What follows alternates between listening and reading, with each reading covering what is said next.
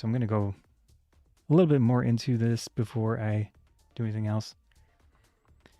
So Nikon, whatever you want to call them, they recently announced or released actually this lens. It looks really nice for what it is. It's of course not super large aperture or anything, but that's a nice addition to their APS-C lineup. I don't know, do I need headset on?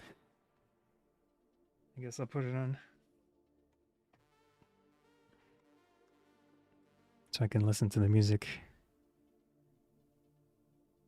It is kind of quiet.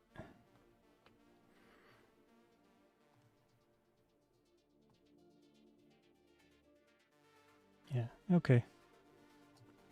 Anyways, this lens is a nice addition, in my opinion, to their APS-C lineup. And it fills a spot that I currently have filled with the 11 to 22 millimeter EFM lens. So I don't have that on the camera right here, but this is the, where's my preview? M6 Mark II. I have two of these, and they're basically my video cameras. But the thing is, the H.264 encoding on this camera is very thick, which I guess is good in a way, but it's not good in the sense that, it's not good in the sense of backing up your projects. So in many situations, I just want good enough to have, you know, be able to more easily save all of my past work. And I've been able to do that, but when I record internally on these cameras, it's just really thick, really heavy data. I mean, of course, there's much, much more. All the 10-bit 422 and all that stuff, that's barely a consideration for me. I don't generally need that level of quality. I mean, there can be situations where I could use it, sure. And it's nice to have, definitely. But I wish this had H.265 encoding that was pretty lightweight. So what I do is I use the Atmos Ninja 5 encoder, or monitor, recorder, encoder, whatever you want to call it. And let me just...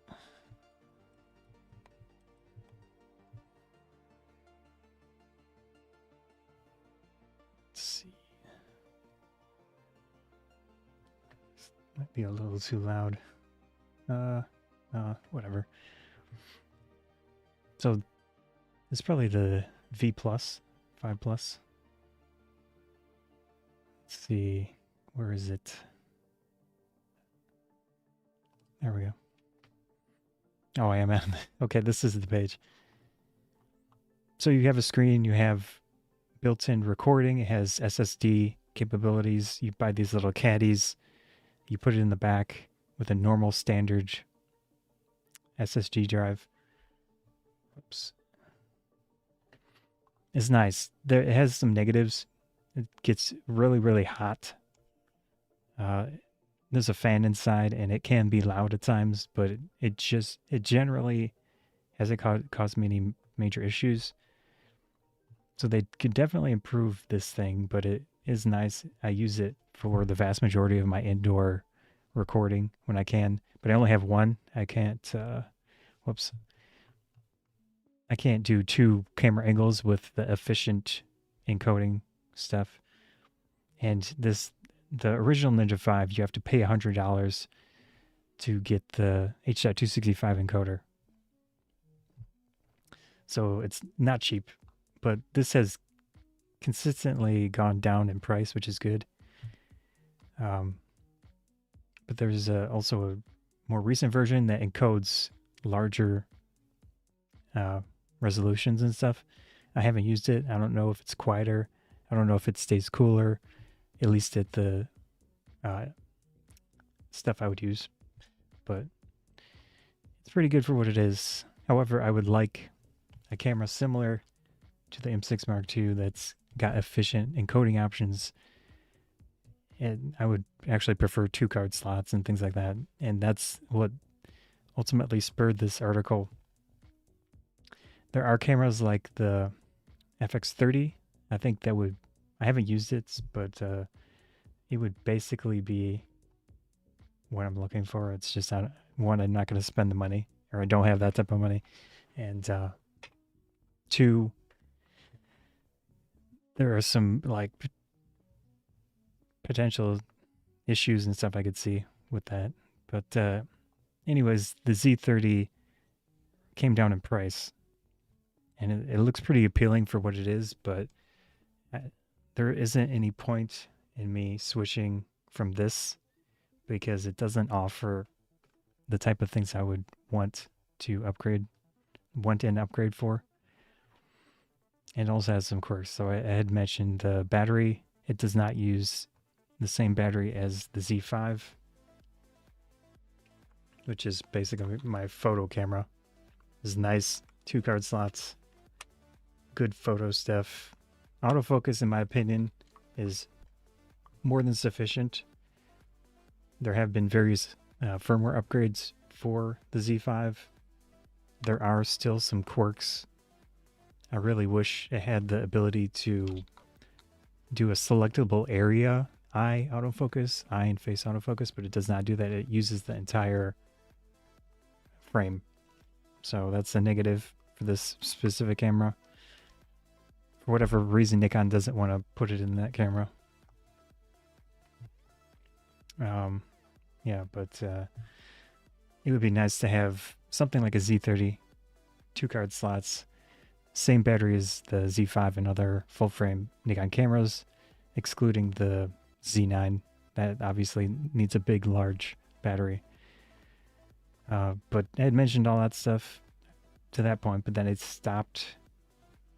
I went on a tangent in my other stream and I didn't finish all of this stuff. So UVC webcam support, this kind of goes a little bit into, let me check my audio. Let's turn it down slightly. I'm using these YouTube audio library tracks, so I shouldn't get hit with copyright stuff. And it can basically stay in the encoding. But the one negative, if I have music in the background in these streams, I can't put it on other platforms, most likely. If I do, so it's a trade-off. But we'll see how it turns out. I already have too many windows going. So make sure I'm on the right screen. Yeah. UVC webcam support. It's a type of specification for no driver connecting a camera to a computer, and it should just work for the most part. This little camera here. This is a UVC webcam, or not really a webcam, but it's a kind of more focused on Raspberry Pi, small little computing devices, and has a really wide field of view. So I was thinking of trying to use this for IRL streaming, and I did try it once. It might work. The nice thing about that camera is that my Android phones, I'm able, at least with one app that I tried, I'm able to push that camera into the phone and it does work. So that is very nice.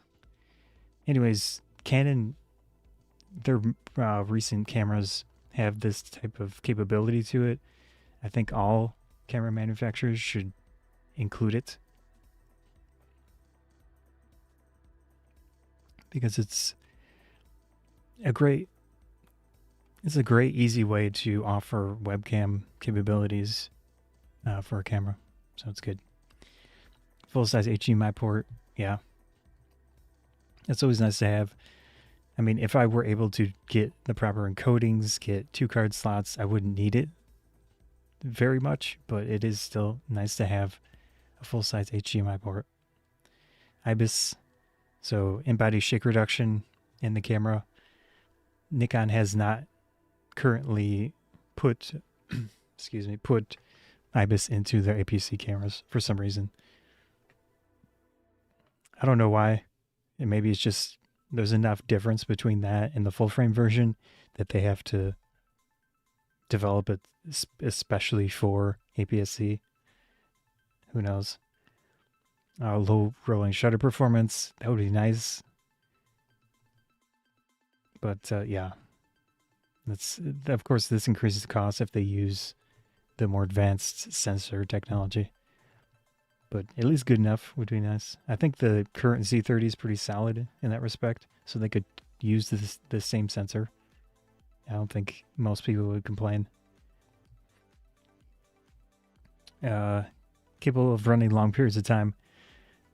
One, I might get into looking at recent cameras just to talk about them, but the Sony ZV-E1 appears to, like, based on Gerald Undun's videos and testing, I think maybe one or two other ones, it appears to overheat. So that's kind of a big negative. I mean, it depends on what you're doing with it. But if you want to use it for a webcam, maybe it doesn't do that at 1080p. Maybe, I'm pretty sure at 4K it would. So that's kind of a negative. If you want to spend that much for a camera, I'd kind of hope you would be able to do long-term recording at 4K. But apparently not. So it's just considerations like that. There's details that are important when you're doing this type of stuff. Anyways, the FX30, as I had mentioned in this article, is basically it, from what I can tell. I haven't used it. There's a lot of cameras I haven't used these days. My local camera shop closed. The owner basically retired. And no one bought it. He offered to sell the shop, but no one bought it. I don't have that type of money, and I didn't want to get in debt to run a camera shop because I don't know how viable they are, honestly, especially in this area. Anyways, besides like a hypothetical FX30 Mark II, I mean, what am I saying? Z30, a hypothetical Z30 Mark II or Z30 upgrade. The Panasonic Lumix S5 II, and then the X version, more so, looks like a great camera. I think in many respects, especially compared, it depends on what you want to do, but the FX30 from Sony is, I think, $1,800 MSRP, and this is $2,000. You're getting a full frame camera out of it, and Panasonic has always had a ton of video focus features, so that's great. But I feel like that's a really solid option for anyone that's into cameras for video right now. It has good shake reduction, ton of features. Yeah, I would not mind a few of those in a full L mount, like L lens kit, and yeah, that would be a good option. But of course, it would be larger on average than APS-C kit, so there is the benefit of a Z30 upgrade just for size and such, or the FX30 from Sony. Let's see, what else did I say? Okay, for Nikon, I think their lens situation is improving quite a bit. So if I quickly jump to B&H, they have a good browser for gear. Also one of my affiliates. Let's see. Oops, I double clicked on that. So if we go into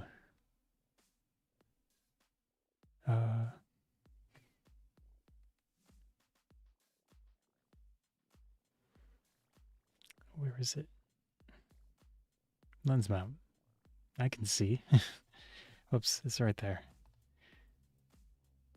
And then we do autofocus lenses. 77 autofocus lenses. And then we do lens only. Now we're down to, what, 50?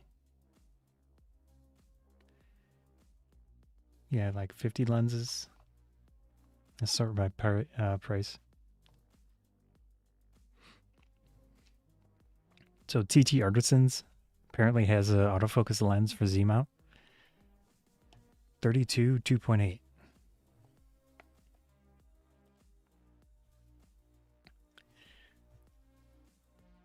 Like, just the stats, that looks pretty nice. And $148. Man. Looks like metal. I find it funny how TT Artisans can have a metal mount. Usually a lot of the basically Chinese made lenses have metal exteriors, metal mount. So I wonder why Nikon would, or other Canon, Nikon, Sony, whatever, with their plastic mounts. Maybe there's some other benefit I don't know of. But is it really that expensive to do this? Because it's $148. There's got to be some profit involved. Anyways, this looks pretty nice. Do I need a 32 millimeter? I have the 50, I have the 85, and the 28 from Nikon. I'd be curious to try this out, but I don't know if I want to spend $150 on it. I mean, in reality, it's cheap, but yeah. Let's see.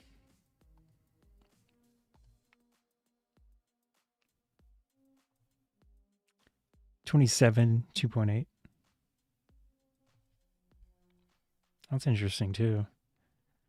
And then, however you pronounce that, Meike, make, M-E-I, May, Makey, 85 1.8, $200, man.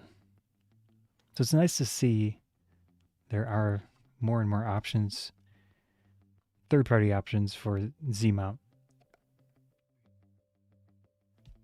Or should I say Z mount, as they say in Europe or whatever.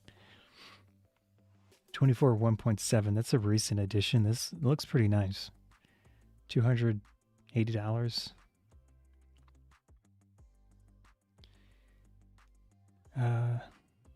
42 f2. I had considered picking this up, but okay, that's DX. Yeah, I knew that. I'm not amazingly thrilled with the 28. It's okay. It's just optically not the best in my opinion. I've been using it at conventions, which I can pull up a video, I guess.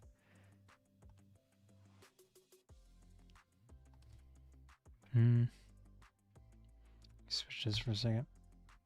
Oops. There we go. Oops.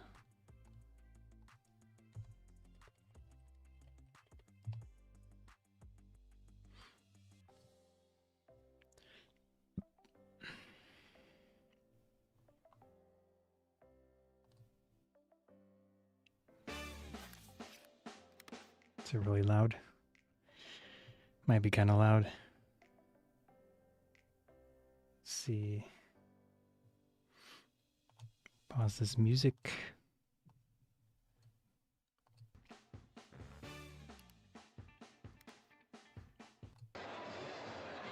Mind if I get a photo of you two? Oops. There we go.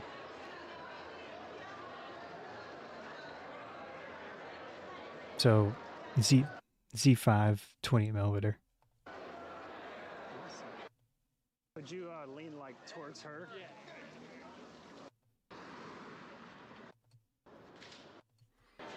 This one was an IRL stream test that I did at this convention with the GoPro, And then this phone that I picked up specifically for trying to do IRL streaming stuff. And no surprise, it didn't work amazingly well, but this was a recording of it.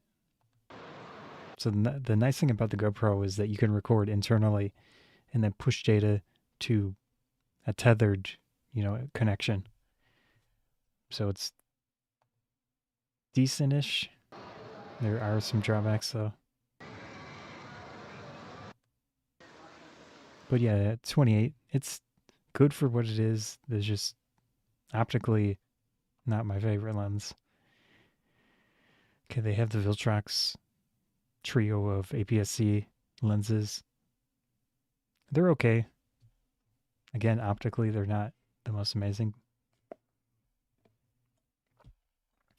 33, 56, and then the 23. I still have the 33 EFM one. It's a little quirky. It had some issue with the aperture, but it still functions. Let's see. They have a silver one. That's weird. Usually only the silver were EFM mount. There's a 28 retro version. I put this up here. 40. Okay, there's APS-C kit lens. It's nice that Nikon's kit lens goes to 16. Canon's recent APS-C kit lens doesn't. It's like 18, which is not ideal. So here's that lens.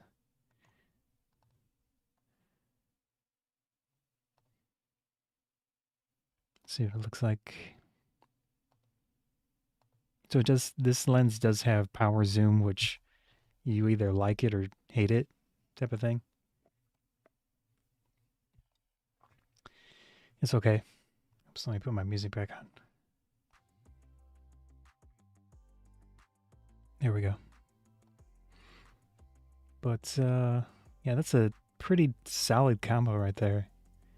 Z-mount has a huge mount. I guess I can show it on the camera here. It's a big wide mouth. Very large. So if we compare that to EFM, you can see quite a difference. I mean, maybe there, that's a better angle. So a pretty significant size difference. This back on. So APS-C Z mount is never going to be super small. In that respect, I kind of wonder why Nikon would even bother trying to compete on size, because their benefit is that this is their benefit rather than their hindrance, in my opinion, because they can design lenses that work well with that super wide mount.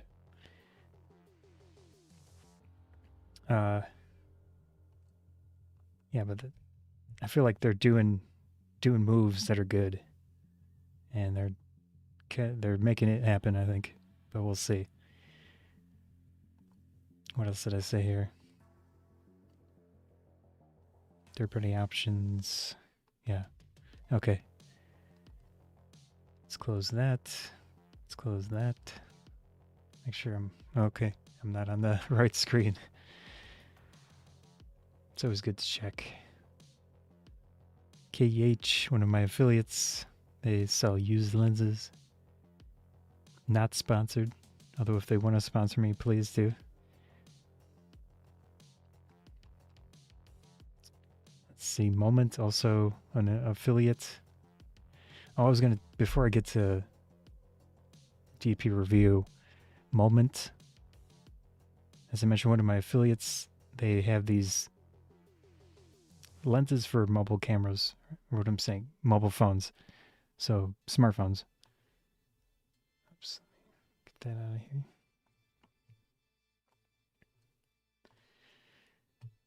And they have a generic mount, which I could potentially use, but with the IRL streaming stuff, I've been trying a bunch of different methods, different ways to potentially make it work. With the standard phone, at least on Android, I don't know about Apple devices. I would assume it's a better situation on Apple, but I don't have access to Apple phones and they're expensive. And yeah, so I picked this up for potentially doing IRL streaming stuff. It has the ultra wide camera module, which would be perfect. It's a nice super wide field of view. The thing is, YouTube, Twitch, third-party apps, none of them support the ultra wide camera module. So the view that I want to use doesn't work. And that's super frustrating. It's the same situation. Whoops. It's the same situation on this other phone. It has a ultra wide camera module. It's Android, but it doesn't work with anything besides the default app. And that, that at that point it's useless. I could potentially try to mess around and make some type of software-based layer to potentially hide the main camera and then only use the ultra wide, but I don't think that would work. I don't know. But so I was looking at that little Articam, this thing I showed with the UVC webcam support. So this is kind of a potential alternative. But in the one app I know of on Android that can use this started charging a $10 a month fee to use it and use those, like, the good features. So that's there's always something. There is potentially a way to, let me search on this, a way to use like a Raspberry Pi. That's my next idea. So this is a Raspberry Pi in the default case. This is the 4B 8 gigabyte version, so it's the best there is currently. I picked this up before they were hard to find, and I did make a video about it. So that's a potential option, is I could do a backpack setup.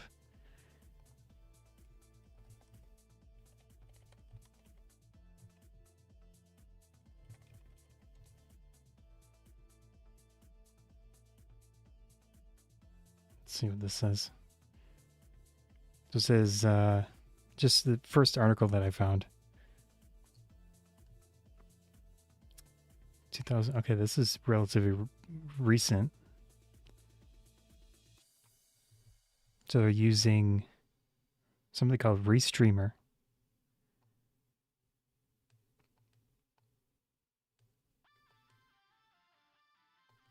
I'll have to save this. This might be a potential option.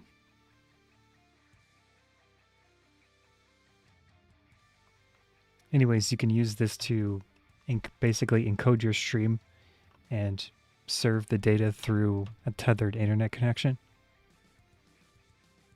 The negative, of course, is you'll have like a backpack. I did pick up a battery recently that should hopefully power this and power it for a decent amount of time. Again, I'll find out in practice once I try it out. But I feel like this is going to be the route that I go. Although I would prefer some type of really compact, functional, decent enough solution.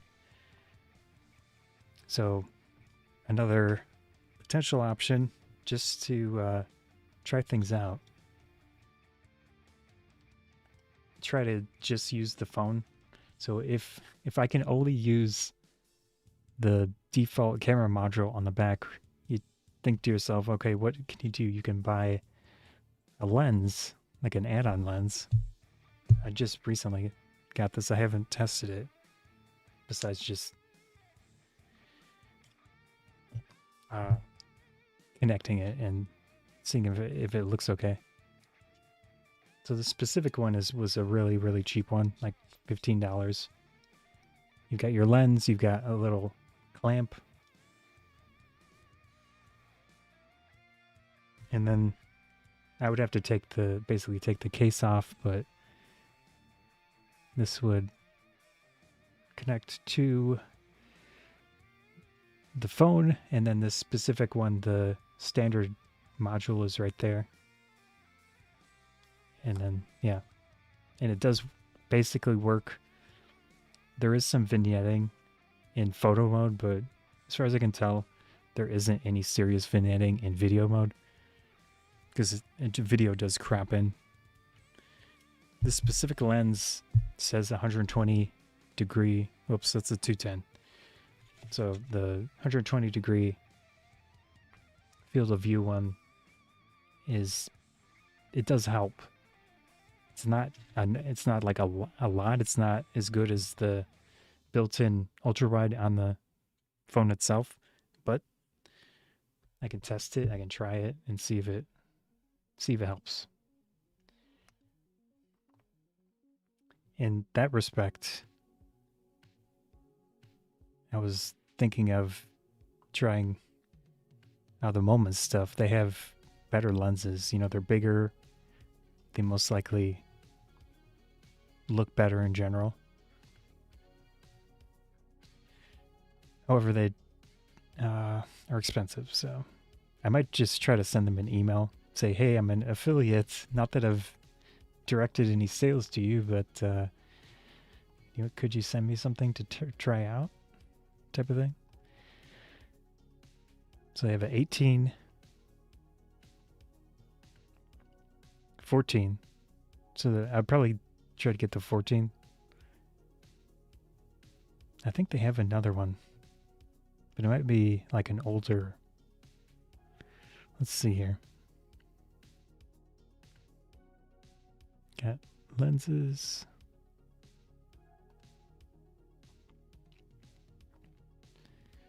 Anamorphic lenses. Let's see. Yeah, the 14.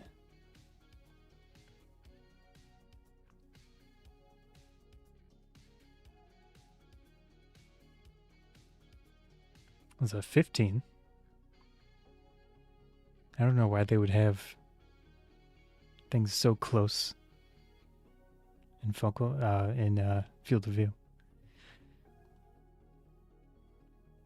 So open box $70 or $80.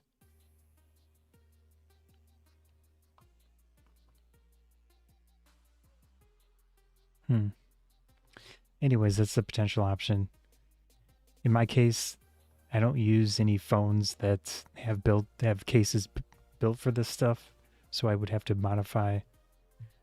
For example, with this thing, I was trying to think of a way I could basically, I don't want to destroy the clamp, but I want to copy the threading and the size and then somehow integrate that into a camera case, phone case, I mean. Words. So I'll look into that, maybe. I don't have a 3D printer, but that would be the smart, probably easier route to make it work. Of course, that's just a whole nother thing. Getting into 3D printing would be a whole project unto itself. So that was my main idea for something compact, and an add-on lens using a phone, maybe using something like Speedify, which channel bonds multiple phones together and uses both of their internet connections. I haven't used that either, but it looks like a potential option to make it more consistent, more reliable. Yeah. So basically backpack is going to be the main thing, and then trying these little lenses out and stuff. We'll see how it goes. It's kind of a side project because I'll eventually make videos on it, but there's just a lot to it.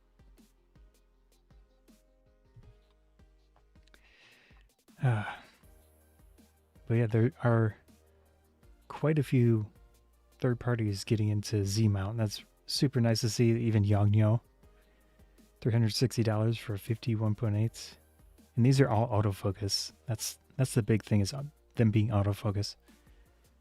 Another 80. So they have this thing. That was a 50, 85. Viltrox. And Sigma. Yeah, so the Sigma trio of APS-C lenses are in Z mount. That looks like the wrong photo. I think this photo is for the Sony version or something. More Viltrox. This lens kind of confused me. As I was talking about, the Z mount is so wide that it doesn't make a ton of sense for me for them to focus on size. And then this lens comes out basically $500, very close to their 28. Same maximum aperture. It's slightly wider. This one is most likely better optically. We can see something like this. It's maybe slightly easier to pack in a bag. But then you put the cap on like this, and are you really benefiting much from the 28? Because the 28 is fully internal, and I like that about lenses when they don't extend while they're focusing. It's just a personal preference thing. And this lens is audibly louder than the 28. So I'm struggling to understand the appeal of this lens, or the purpose of it, in consideration to the mount that they have, the size of the mount.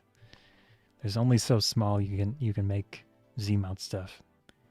So I feel like they should focus on fully internal lenses, good for video lenses, of course good for photo, things like that. But if you're into video stuff, I think Panasonic is a really interesting option now too, with the S5 IIX. This kind of changes things. So this is the more expensive one.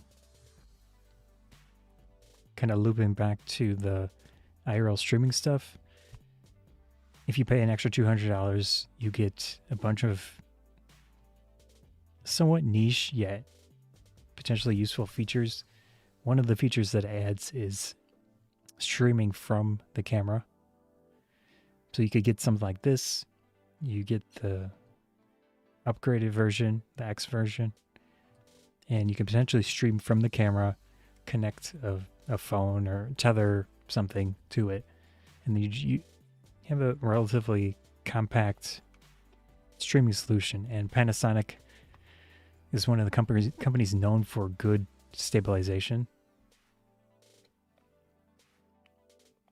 Obviously, the camera's pretty large, potentially. I haven't held one, but I mean, it's reasonably sized. So I could see this being a great IRL streaming vlog camera. Connect some type of internet to it. That might be super, super nice. Maybe you can even do the channel bonding with two phones. You connect the main phone to it, channel bond. You got two separate internet service providers, basically. Two or more. And yeah, that seems like it could be a pretty cool solution.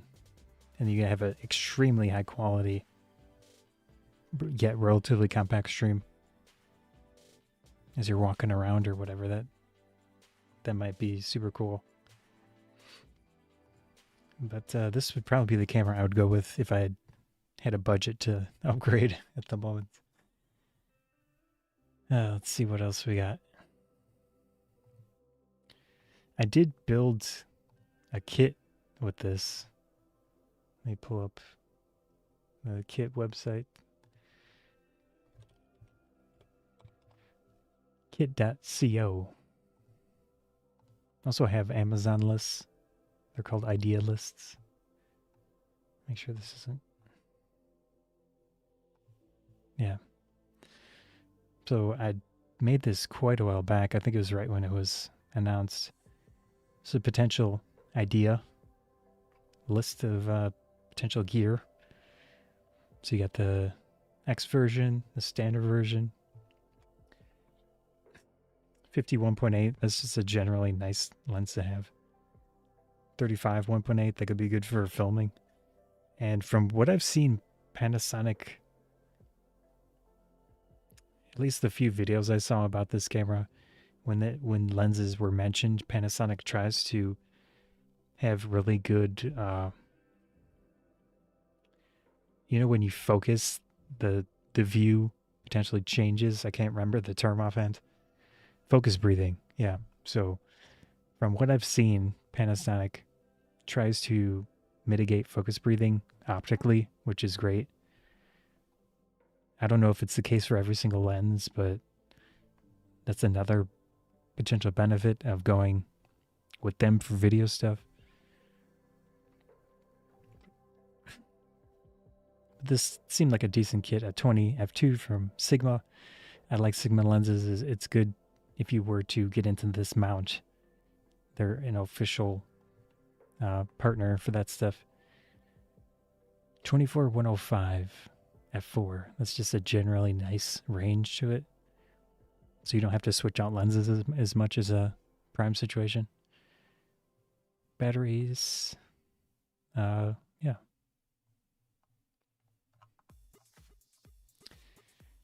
Anyways, let's talk about DPReview. I haven't read this article much, but just saw this earlier today. This is the reason I decided to stream today, since we're excited to share that DPReview has joined Gear Patrol. I've never heard of Gear Patrol.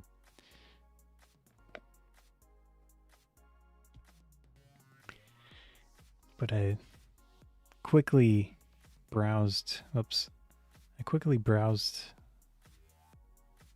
their website. Is this it? Yeah, there we go. So they seem some type of magazine, lifestyle. I don't know if it's just a digital, or they have a physical magazine. So 20 issues for $40. I don't know if this is physical.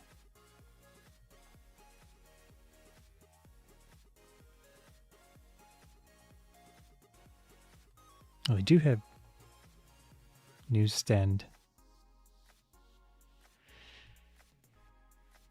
I'll have to go to Barnes & Noble and see if they exist there and check it out. I mean, I like their aesthetic. Oh, geez, that's cool looking. Whoa. What? I don't know what's going on with this. Oh, there we go. That's a cool looking car. So it looks like a modified Lamborghini or something. Off-road sports car. Huh. That's cool looking though. Anyways. So they seem to have integrations of like product integrations.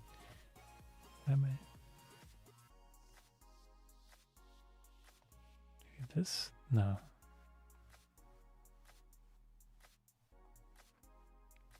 Which can be a good or bad thing, depending. Eric Yang, Ben, Zach, Brandon. They have quite a few people working there.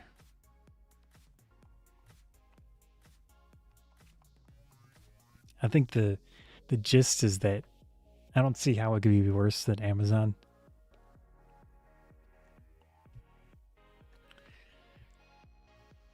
I'm an Amazon affiliate. Amazon is kind of like one of my main focuses right now with video and such. I mean, I'm not saying either good or bad, but they have their faults. So I think at the very least, this Gear Patrol thing should be good for DPReview. But I did notice they have some product integrations that are kind of hard to tell if it's a paid thing or like a legitimate review. So things like this looks like affiliate marketing. And they have these guide things.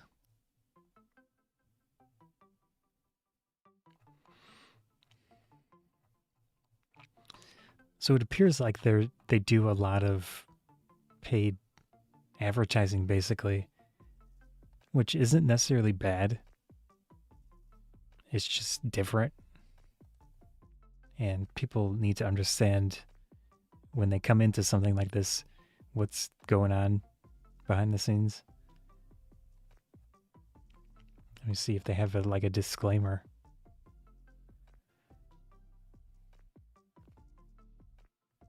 Guess I could see where this shop thing goes. Oh, with the Zappos, so that was probably an affiliate link. Yeah. So this little bit of text in the URL, I think, is their affiliate ID. Yeah, right here.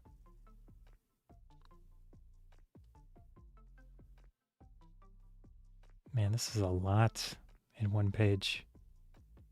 Like, who would browse this?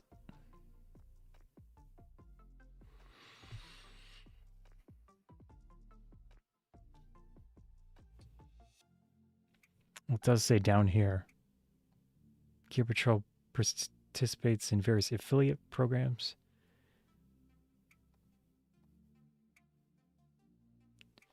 That's a little different than like a direct collaboration. So it's possible there's not a direct,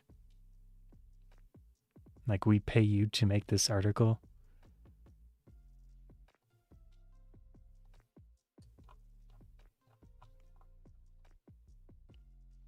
Today in gear.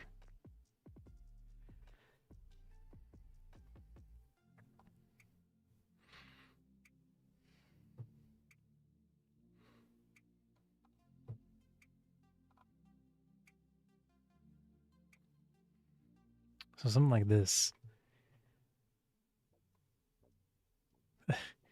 What is even going on here?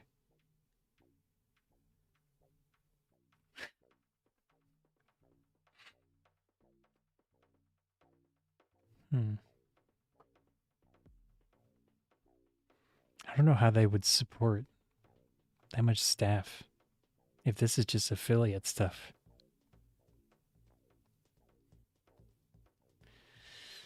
Huh. Interesting. I mean, their graphic design, the style, it's pretty nice. It's clean. It's not like overly advertised. So there's no pop-ups. There's no obtrusive ads. So hopefully with DPReview, we won't see like a crap ton of ads.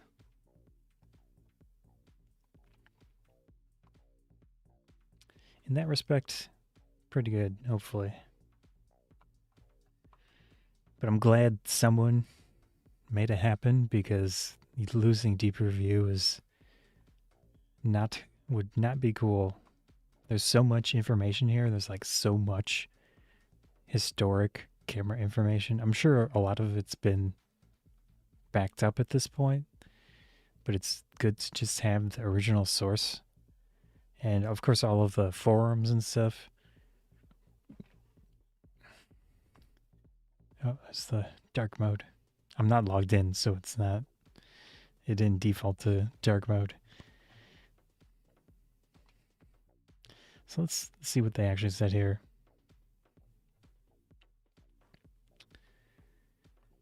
We heard from many of you over the past several weeks questions about what's coming next for DPReview. It was interesting how we all thought that they would just like vanish. I mean, it wouldn't have made any sense. It would have been very strange for the site just to go down with how much traffic they have. So in that respect, it was good that it basically lived in limbo for a while. And Amazon was apparently smart enough not to totally junk it. Let's see. It says Gear Patrol is a natural home for the next phase of DPReview's journey. Excited to see what they accomplish together. Wanted to reassure you that we remain committed, if I can speak and read, committed to what DPReview, what makes it great, best camera reviews in business, industry-leading photography news and features, and one of the most active photography communities on the internet. It's just the beginning. So this is basically marketing speak. Okay. So we've got, see the actual people behind that. I've seen him a lot, but I haven't seen any of these other guys. Is Min? Brendan? Is he Brendan? Dale? Oh wait, what's left to right? Okay, so it's here. This is Min, Brendan, Dale. Wait, Min, Brendan, Dale, Josh. Yeah, Richard. Yeah, I've seen him quite a bit. And Vladimir, Scott. Okay, so this is the one that wrote the article. Cool name, man. It's a cool name, yeah. Okay, it says the transaction happened today, so they are officially Gear Patrol customer accounts. I guess we could check out their toss.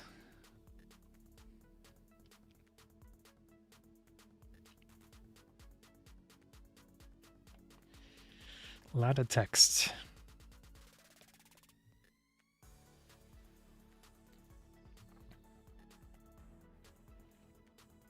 Oh. Linking to DPReview articles. You may not use any graphic portion without written permission.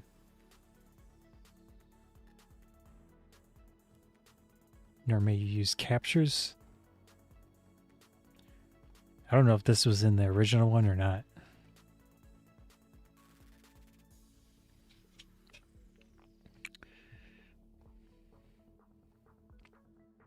I think I've screen captured their website and then posted like community tab stuff.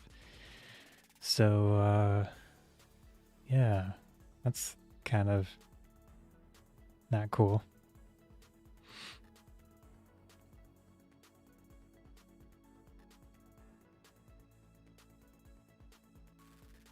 Okay, whatever. I'll remember that for the future if I link them.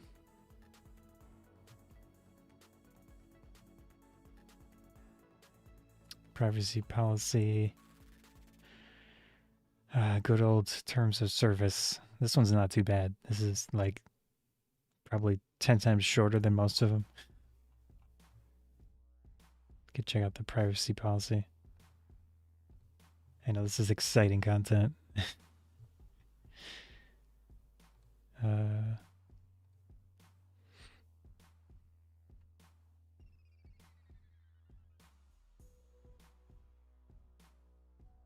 So they use personal information to advertise.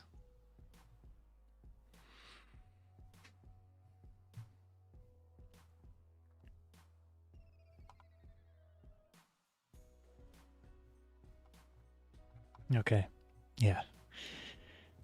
Anyways, let's see if there's anything else.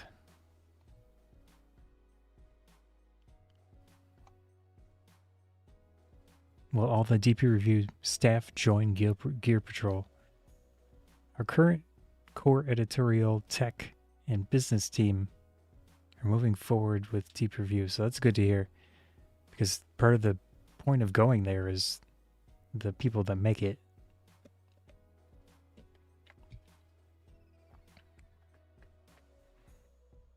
So it says Gear Patrol is committed to continuing their journalism. Although I'm sure we'll probably see more of that Gear Patrol styled kind of, I don't know what you would even call this. I do have reviews.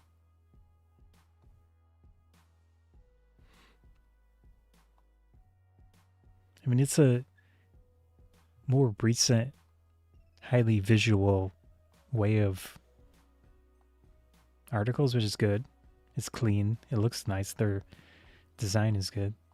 So I think that could help. DPReview could use a little visual TLC.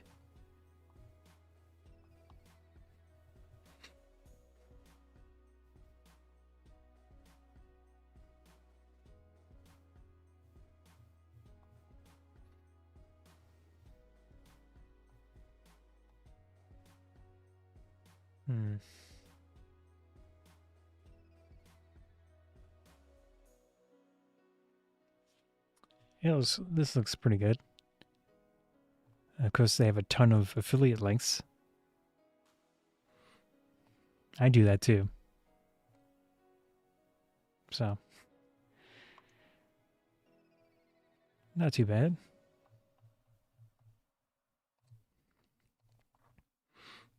This could be basically a best case scenario.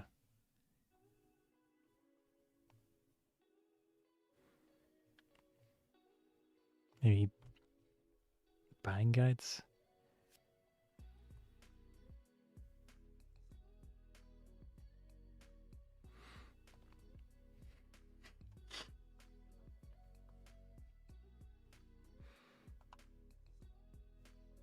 That's cool. They have a little history section in the buying guide.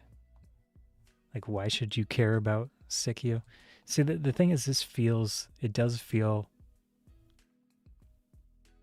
kind of like an advertisement, but I don't see any, like, disclaimers specifically of that. So it's possible it's just, like, their style of writing and giving information.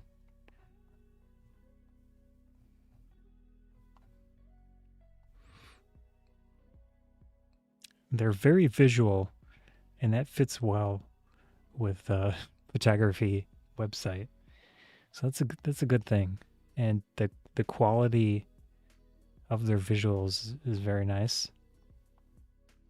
This stuff that looks like from the manufacturer type photo. So that probably is. But some of them seem like they might have produced it themselves.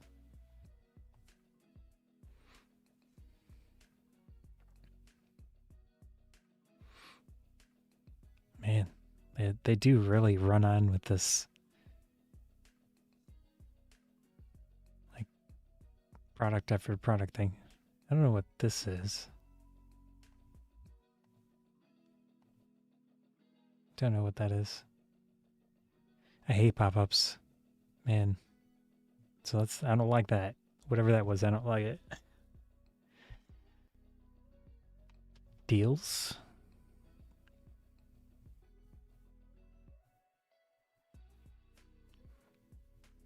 I am surprised how they can support a business with this.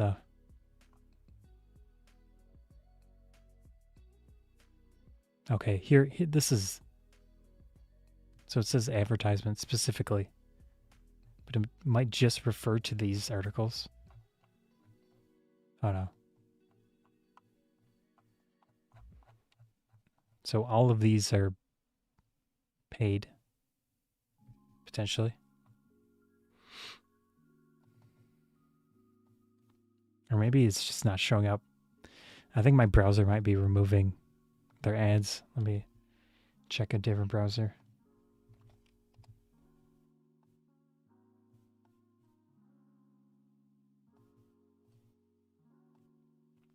Let's see. Oh, okay, yeah, okay. So Firefox with this DuckDuck plugin thing was taking their ads out. So if we scroll on Chrome, they have these big video ads. This, not so thrilled about this. It doesn't look terrible. It's not a pop-up.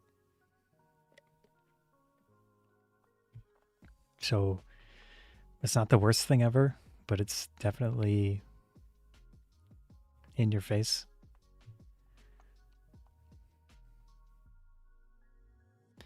I don't like video ads, but there's another one. I mean, they got to pay for the site, so I understand it. Let's see if that shows up in. So this is an ad. That's an ad. Okay. Not too bad. It's not that bad. Yeah. Oh, that's kind of weird how it stays there.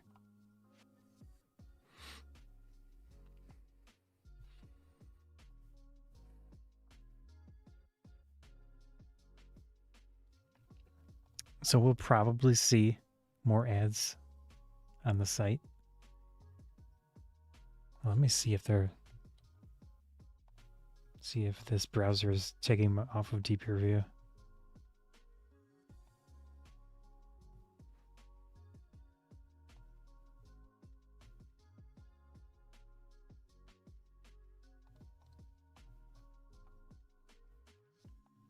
No, they just don't have ads.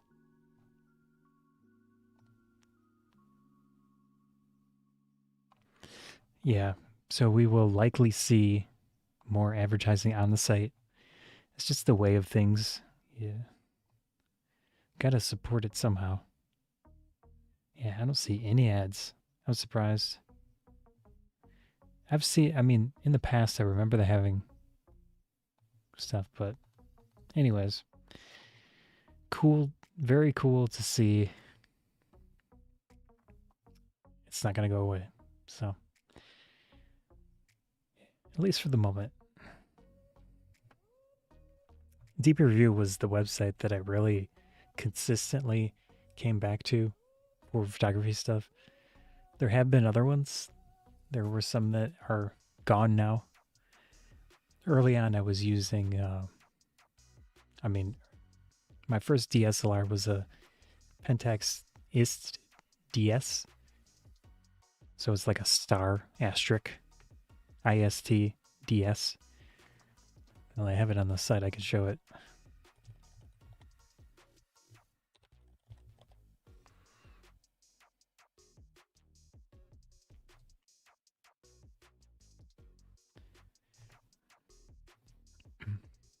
So this article is basically one of my main sources when I was looking for my first DSLR.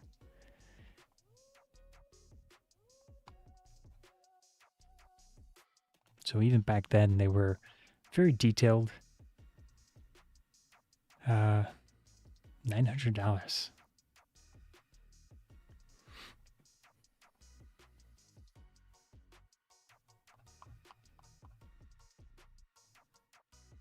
look at the conclusion. Kind of the deciding factor of why I went with this camera over the Canon one, for example, the Rebel. Digital Rebel. Responsive in use, compact, lightweight, good autofocus. That's relative now. Large view. This is one of the main reasons, the large viewfinder optically. The funny thing is, I have a story about that.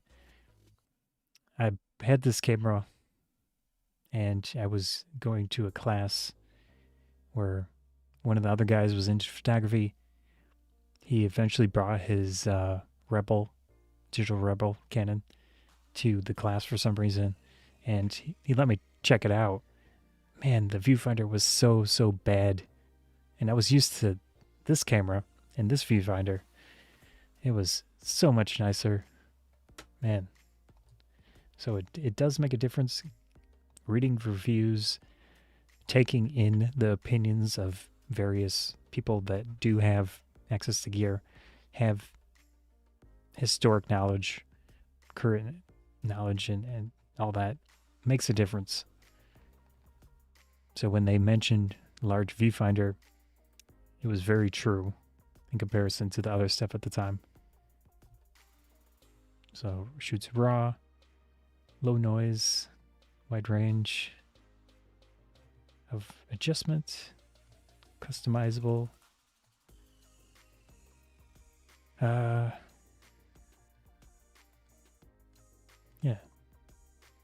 Good value.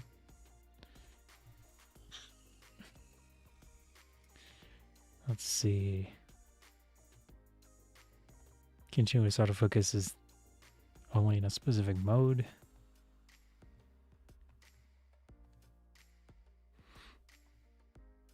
Yeah. So, great to see that they're sticking around.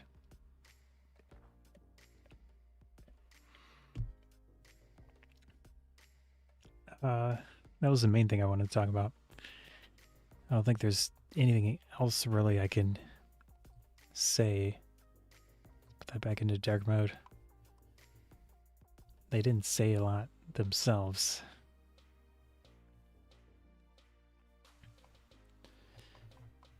Still getting comments. People stuck around. Let's see what staff. Let's see what the staff has said.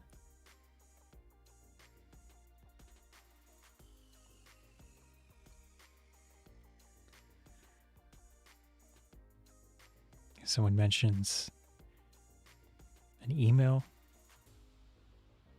It says, what mail are you referring to? The frame. Okay. Who knows?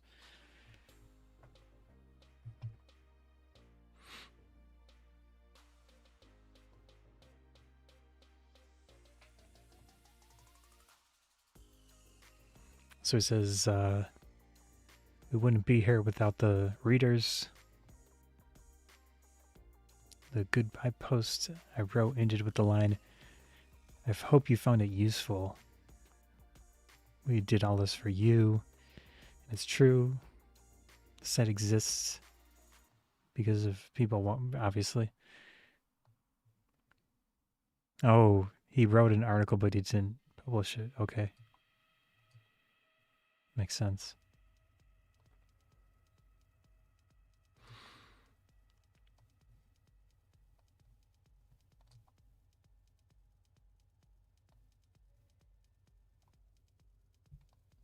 There we go.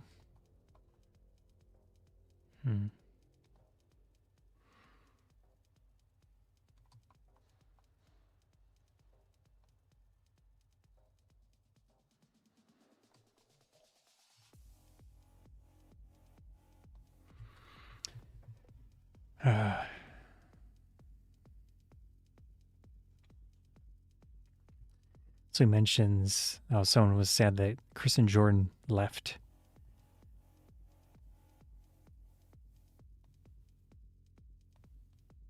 DPReview TV. It says Chris and Jordan did a fantastic job, and they'll miss working with them. I think Richard, the video or two that he did was pretty solid. Maybe I'll resubscribe to their channel. I think I unsubscribed. I think. Yeah, I would have to check.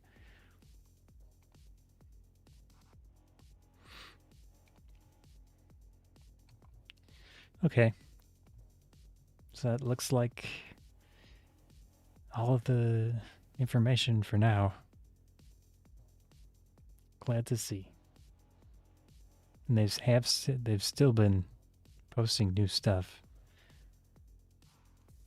Like this article. This was a solid article. I enjoyed reading this one. Okay, maybe not this one, but it was related to this. Let me see.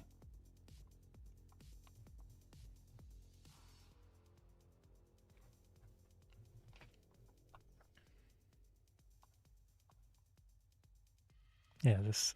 Pretty sure this is it.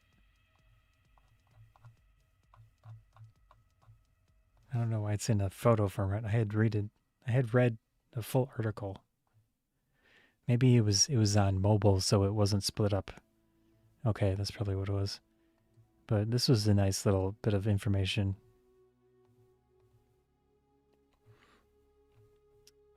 Yeah.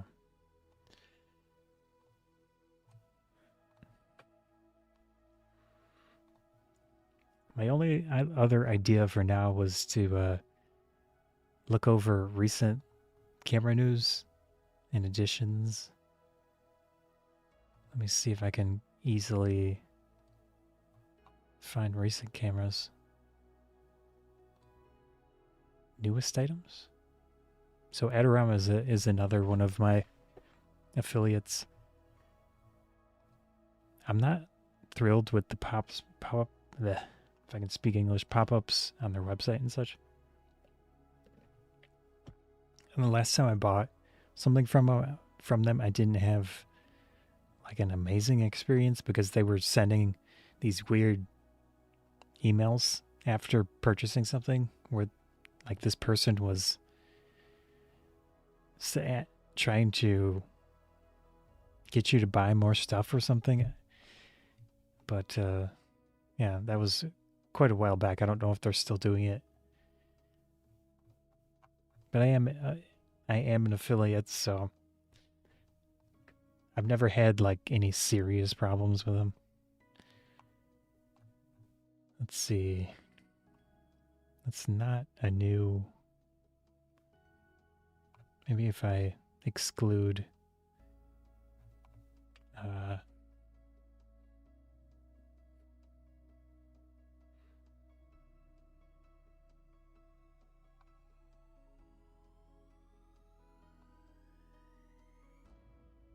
exclude all those kits and stuff. I didn't change it.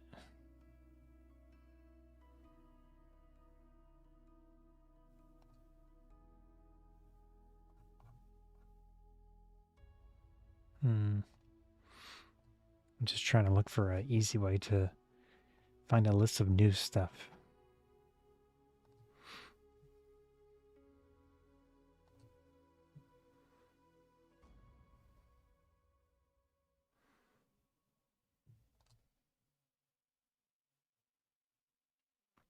This might work.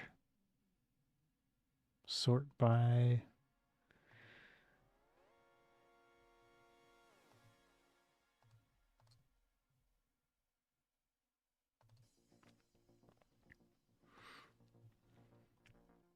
The Leica SL2.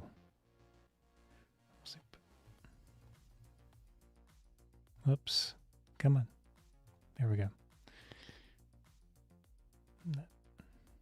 I don't know. Is this a new camera? SL2? I don't follow Leica at all. It's just totally out of my vision. So it says a 47.3 megapixel full frame. I assume this is L mount. Let's take a look.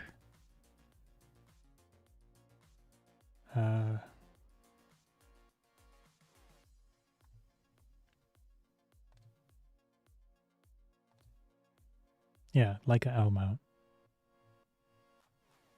So it has a mechanical shutter, electronic shutter.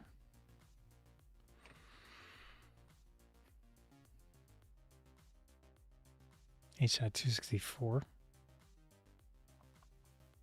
I don't think I would buy a Leica for video stuff. It's nice that they're trying, I guess. Yeah. So I guess the Leica came out. If you're into that, check it out. I'm not. XS20. Yeah, I've seen some stuff about this. That's interesting. So this, I guess this has the video fan thing too. So if you want to record video for longer periods of time, you can buy that add-on fan thing.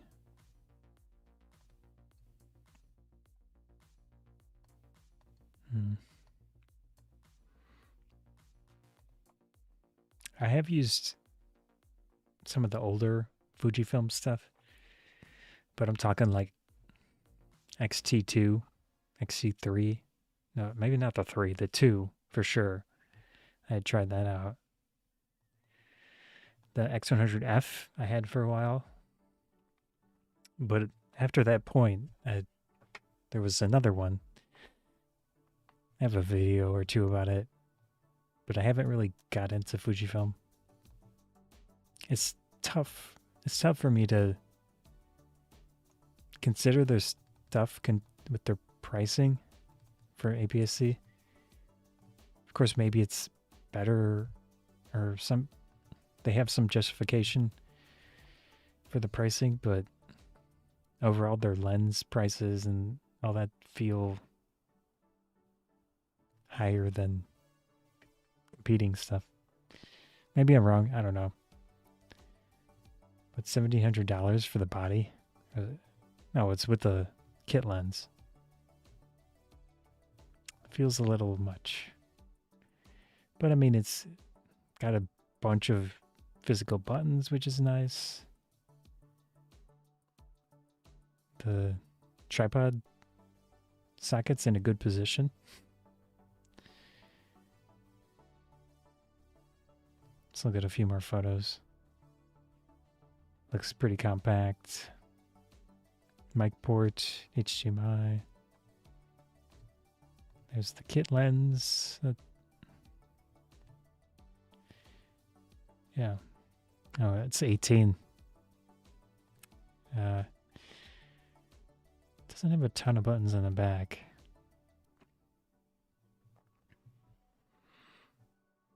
But I mean, if you're into Fujifilm, you like their style, you like their way of doing things, I mean, looks like a solid option. What's the sensor in here? Oh, it's 26.1 X-Trans. 6.2K video. I don't know if that's with the crop or not. Cool.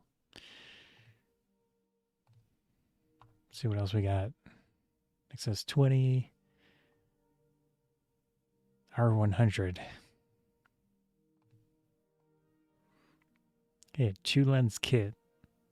R100. This camera is something. It's something.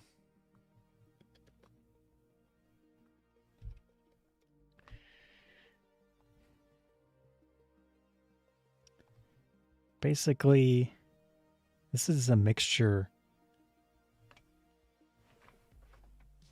I definitely have a lot of opinions on this. I don't think it... let me see if they sell it with... So it's $600 with the kit lens. They actually sell the camera without a lens. I'm surprised. So $479. I think this is the price of like approximately what the M50 was when it first came out, body only. I think it was around that. So the thing is, the M50 has a articulating screen. This doesn't. But basically, oops, let me take that up. 100D.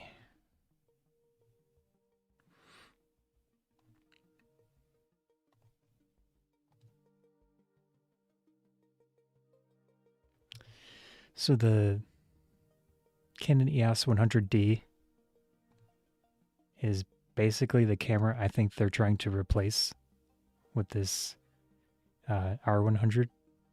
Man, I can't even click to get a bigger view here. Let's try it. Oh, that was some random DPReview.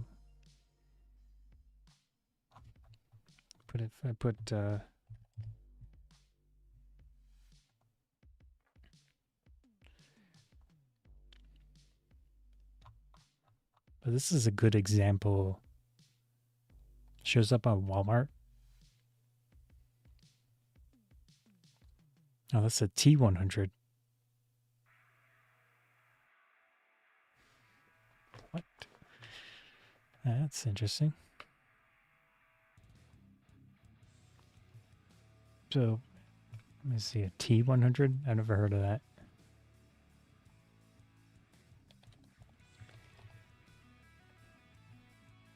These store websites love showing zip codes. It's obnoxious. Not that it is going to be a big deal, but anyways.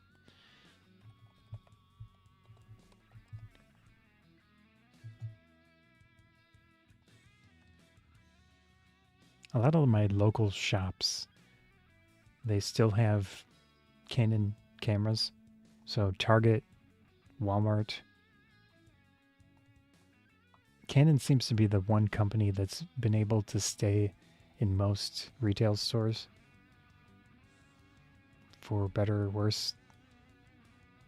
Best Buy is different. Best Buy has a little bit more than Target or Walmart, or there's a similar store called Meijer in my area. I think it's more regional. So it's like Michigan and this Midwest area. They used to have cameras, but they basically got rid of most of it. And it's kind of how things go these days with dedicated cameras.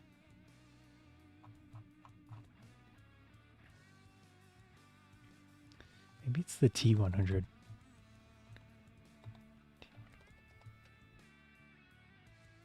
T7, R10. Yeah, it's not. For some reason, the 100D is not showing up on Target's website. The thing is, I've been to a Target relatively recently, and they had the camera there. So that's a little weird. It's possible they're already transitioning. And like I picked the perfect time to see the old camera.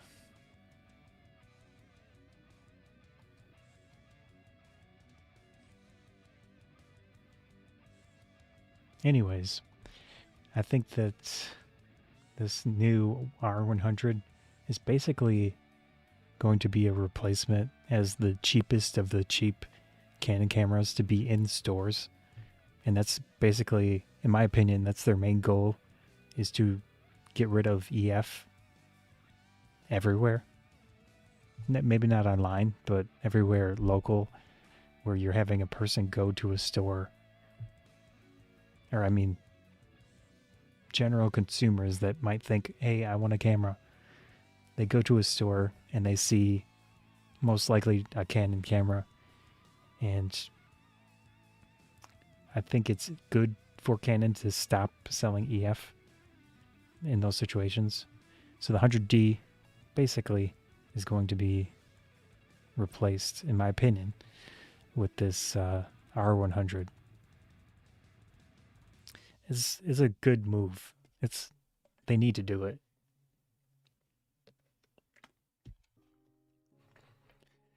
But I remember recording a video clip of both Best Buy. I haven't released these. I usually like making these vertical videos where I check out my local shops to see what cameras they have. And I have 2 clips that I haven't done anything with. Let me see if I can find it. video. Oops, I'm in downloads.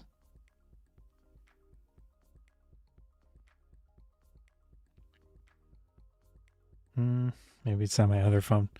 Anyways, I remember seeing the 100D and EFM cameras. They're still in stores. It doesn't make a ton of sense to me that they're still selling EFM stuff in stores. So the M200, M50 Mark II.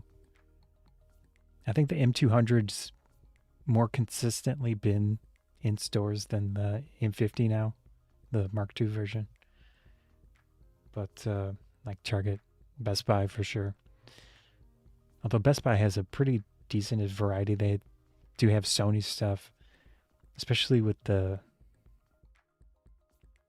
my local Best Buy had the Sony, I think 6100, A6100, and then two other ones. And then they also had like the ZV, the small 1-inch camera. It may be an RX100, but they basically phased out all of those crappy little sensor digicam things, which in my opinion is good. But the negative is price. You're just not going to find cheap dedicated cameras anymore. I just think they should consider making like 1-inch sensor cameras cheaper. Maybe it's not viable, but yeah, it's weird because they're trying to become more niche. But I guess a camera like this, if they price it cheap enough, this would be cheaper than those tiny little cameras. So like the Sony ZV-E1 or ZV-1. That's not a cheap camera from what I remember. And then there's the ZV-1 Mark II and the ZV-1F, I think it is. Guess I could pull it up. Pick one of these. Let's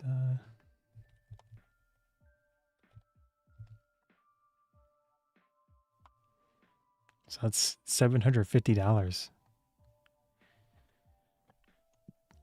$900 for the new one.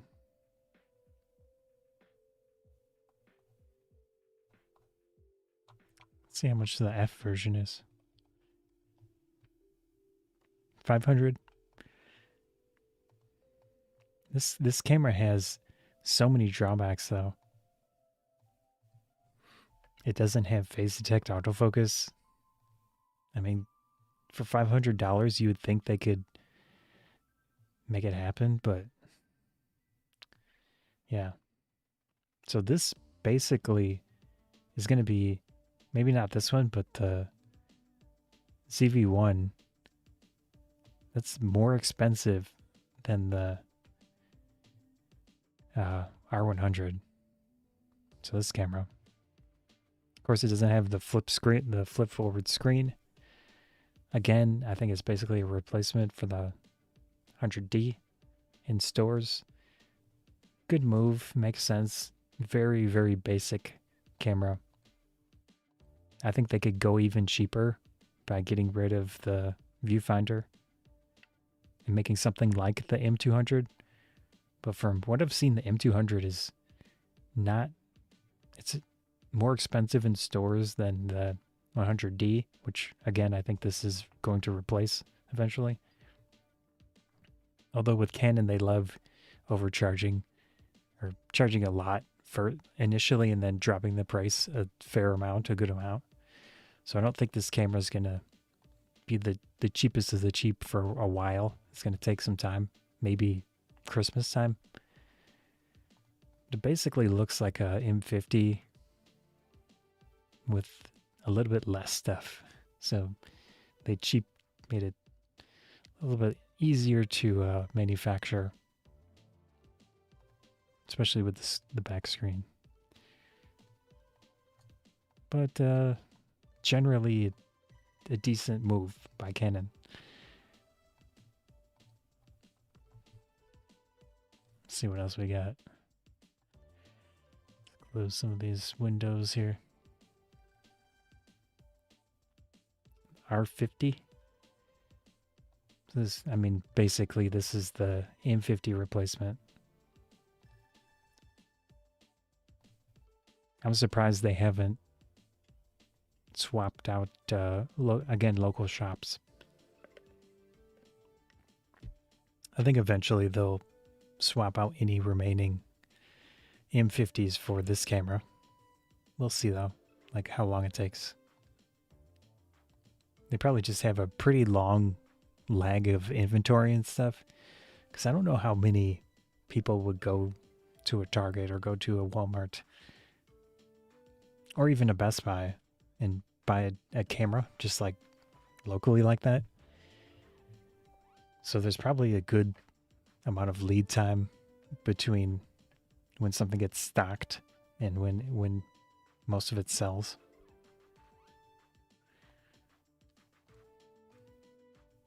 But now that Canon basically abandoned EFM, I've had no personal desire to get into RF mount. The way that Canon makes a lot of their cheaper lenses is not great for video, and just isn't super appealing to me. Let's close that. See what else we got. Z8. So this is basically the D850, but mirrorless for that group of people that want that level of camera. So it's not a cheap. Okay, this comes with the lens. 24 to 120. It's probably pretty nice. And the adapter. Still, that's a fair chunk of change there. Okay. Body only price $4,000.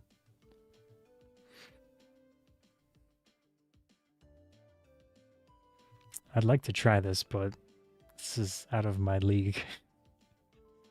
Oh, in general. Looks like a super nice camera though. Ton of physical buttons. Probably really nice build quality. They show all the seals and stuff. Oops, let me zoom out here. Come on.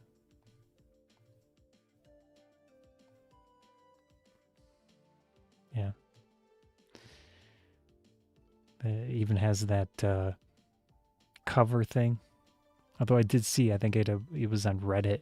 Someone posted a photo where the cover had some weird grease on it or something. So that's not cool. I'm personally not a fan of big expensive memory cards. I understand the point of them. I understand the need of super fast memory cards. But I personally don't do things that require much more than an SD card most of the time. So that's kind of what I prefer. Like the Z5. Just two simple SD cards. It's nice. It works. Yeah.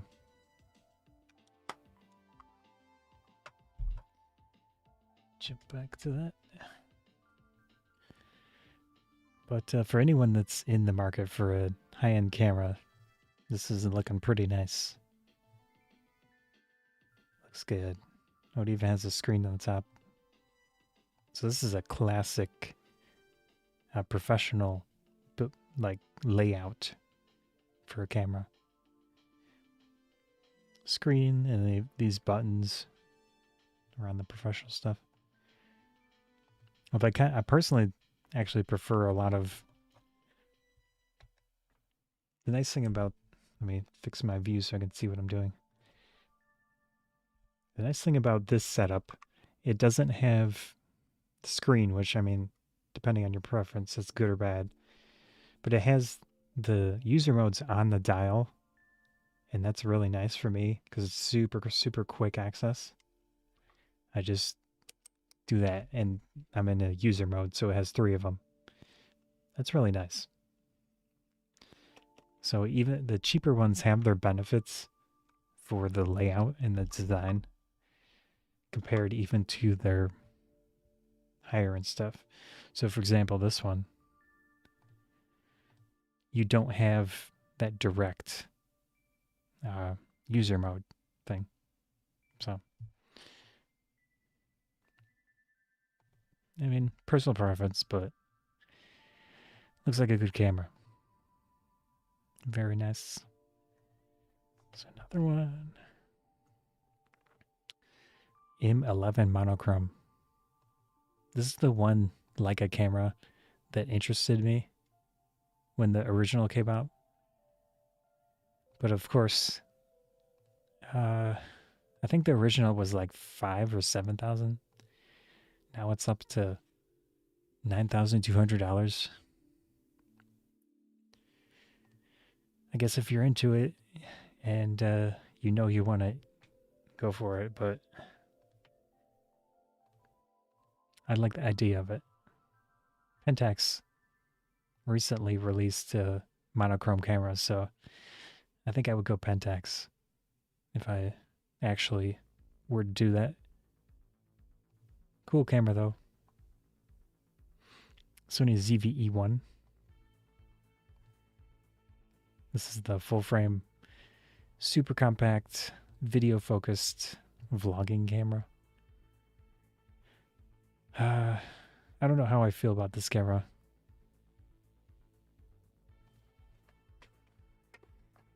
It's cool. Making things small is cool. It's nice. But it comes with drawbacks.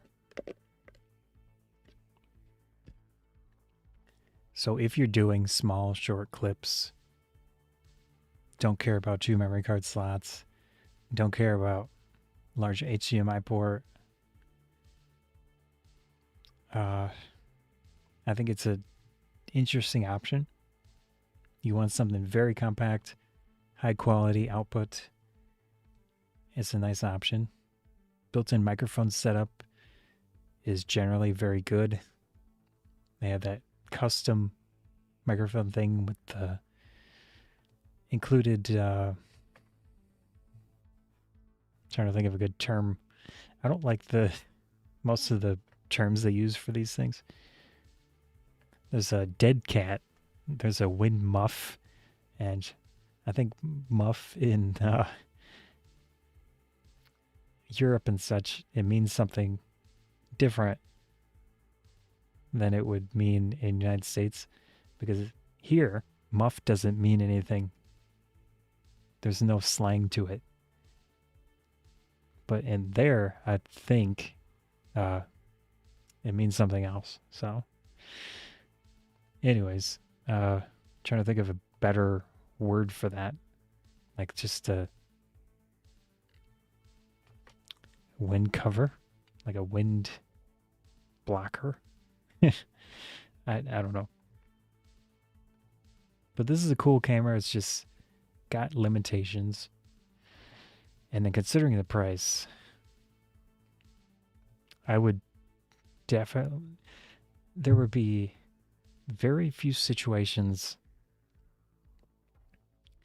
where the size of this with the lens makes much sense compared to the Panasonic S5 II. Now, the benefit with this camera is the sensor. It's a smaller megapixel, but fast readout sensor. So you are getting benefits there. In vlogging situations, that's actually a consideration, because if you're moving the camera around, fast readout of a sensor is a good thing. So in that respect, good job, Sony, for using that sensor. But I would not buy, for the sake of versatility in webcam situations, long-term indoor recording, I would definitely go with the Panasonic compared to this. But if I did straight vlogging, which I don't know who would do straight vlogging, there's probably some people, this is a good option.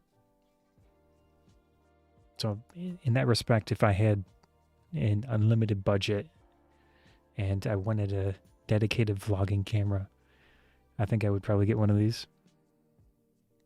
And then find a lens that's a good mix of low focus breathing. I'm not really sure what would work, but I think I would want optical stabilization. Let's look around.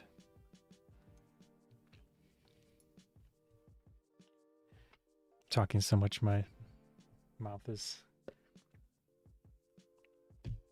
dry.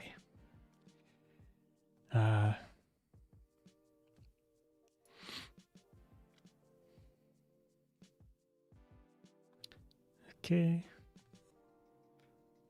So if we go, obviously autofocus, I think I would get first party.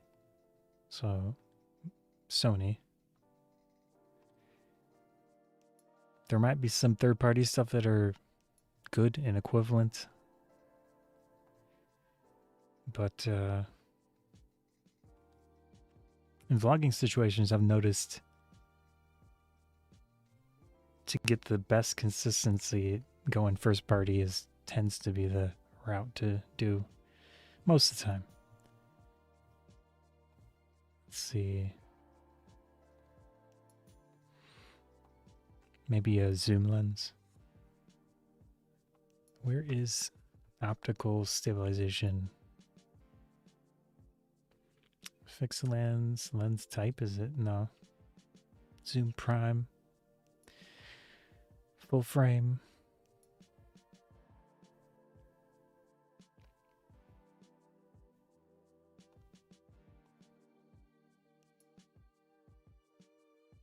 Features. There we go.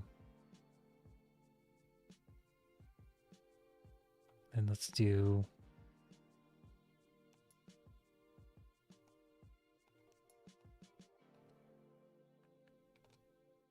wide zoom. There's only one. Maybe all in one? Nah. Telephoto zoom. There really isn't a lot.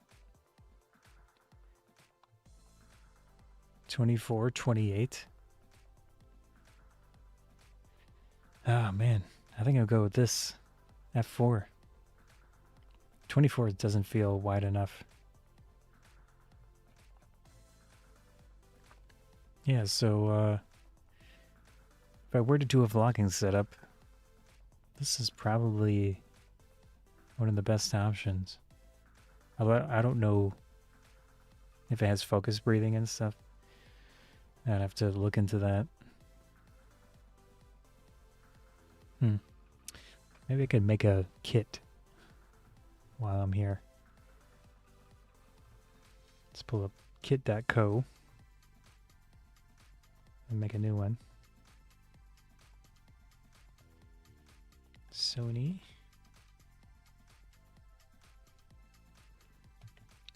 What is it called? Z. I think it's ZV-E1.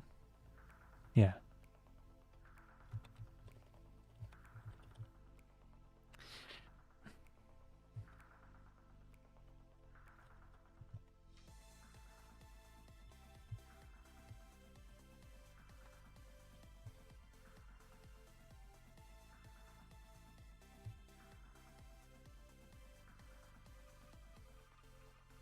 Let's see if I can just copy this and paste it in there instead of doing links.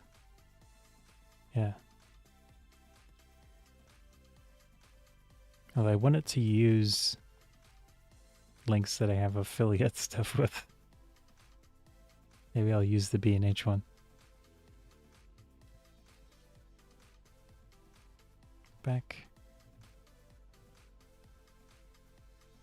Yeah, that works.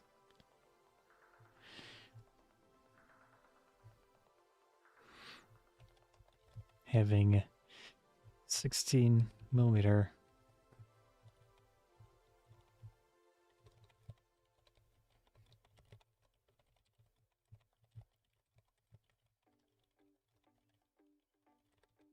much into the optical stabilization.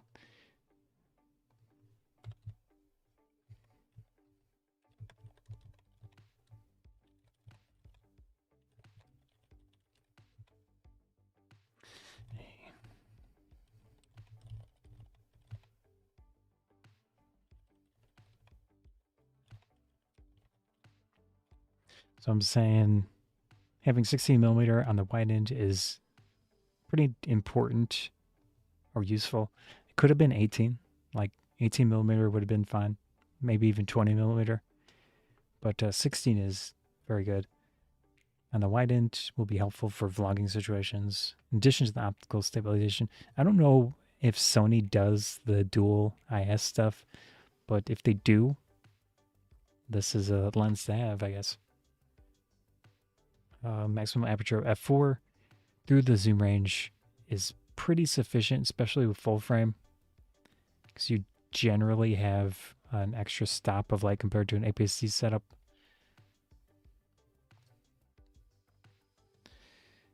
So we got that going. I should probably do a Amazon list at the same time,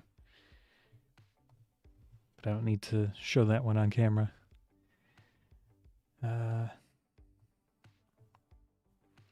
Like I was saying, my main focus lately has been Amazon.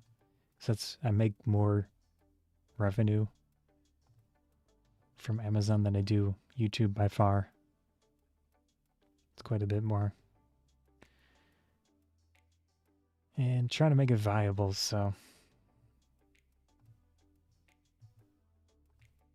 do what you gotta do. Copy this. Paste that in there. Oops. Let me go back to... How do I get back to the...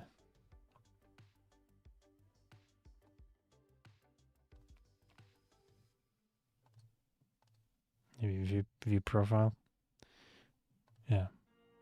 Okay, I just want to copy that. There we go. Add products. What?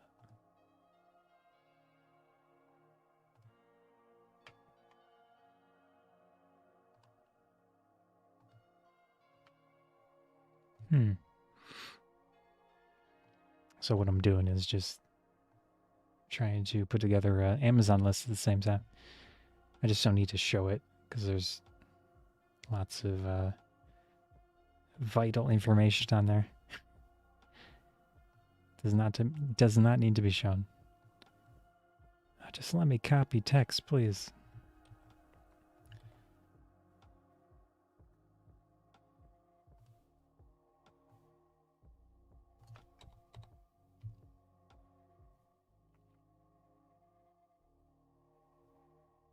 So it's Tessar F4 FE.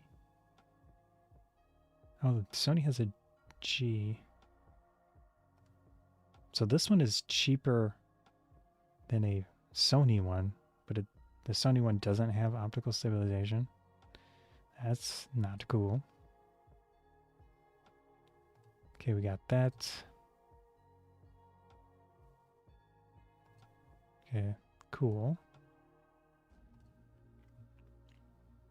Amazon's interface is not the best for what I was doing. Oops, don't want that. So we're going to add this camera to our list. Add products. Oh, I'm just going to do the B&H. So we got that. I might add the kit version because having a backup is always nice.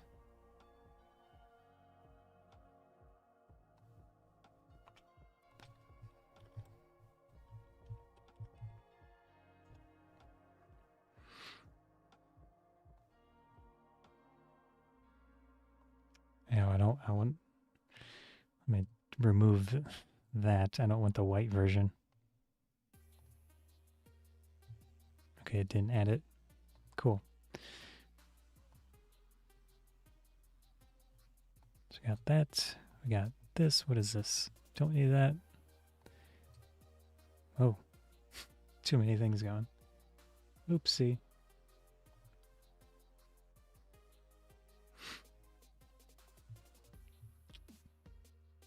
Let's see. Cool. So there's a body lens, there's a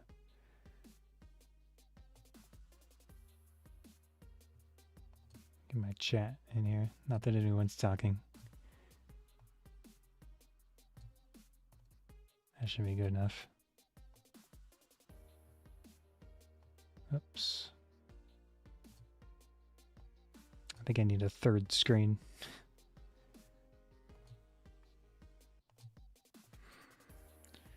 So this is kit lens 28. 28 to 60. That's a no-go. Got the 21.8.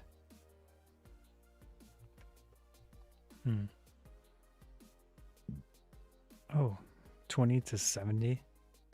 I'm guessing this does not have.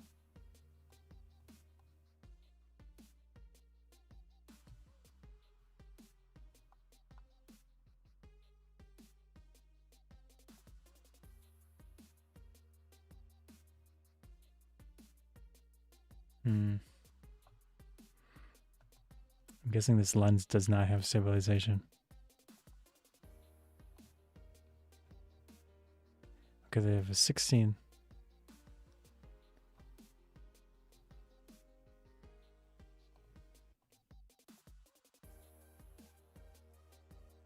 It's odd. That is weird how many of their lenses don't have optical stabilization.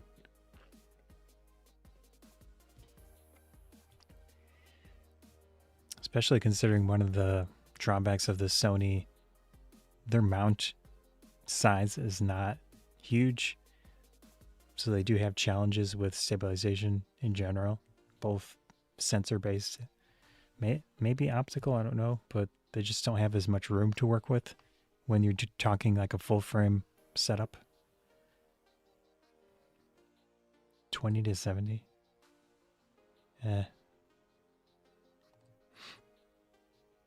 Maybe there just isn't a stabilized full frame kit lens.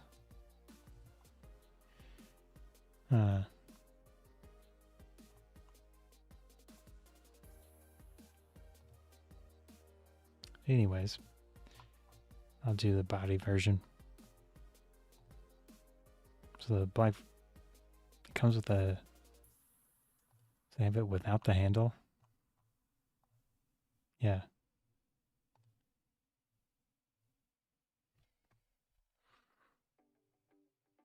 I mean, is there a benefit to this handle? Let me see. So it has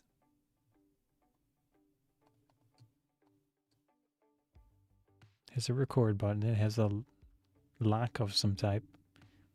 Custom button. Oh, you can zoom with the jog dial.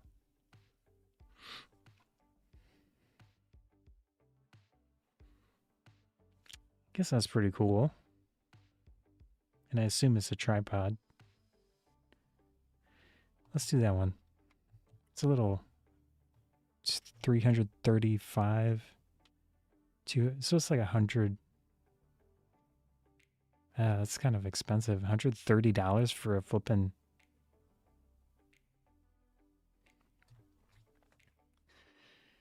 It's a microphone kit.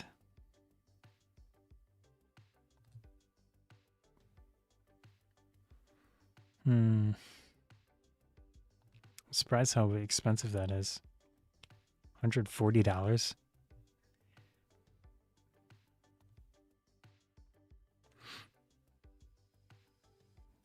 It's not small either. Oh, this is probably an APS-C camera.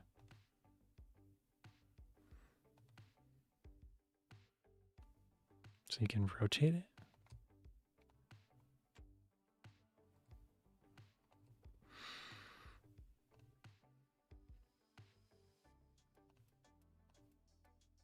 It's kind of cool.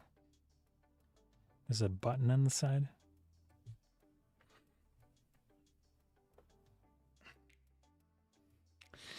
I don't know. Like if I were buying it for myself, I don't think I would get this. That's potentially pretty convenient how it has the built-in tripod legs. Yeah, I could see it being useful. Like if you go to a park or something, set it on a bench, or not like a bench, but a picnic table, and just do your thing. I could see doing that. There would be quite a few situations where you just don't have a surface that's high enough to make this work. And you're going to have your screen forward. So you should be able to... I don't know about Sony's interface. You might have some limitations, but... yeah, I'm going to say no. Let's not get it. Copy that link. I could at least put both of them in there and then just...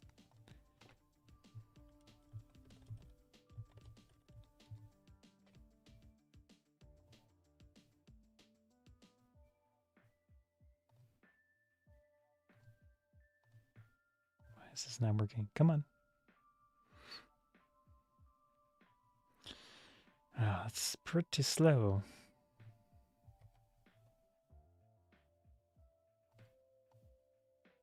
Did the link not change? Okay, it did change. This number changed. I think. Yeah. Okay. I'll put both of them in there.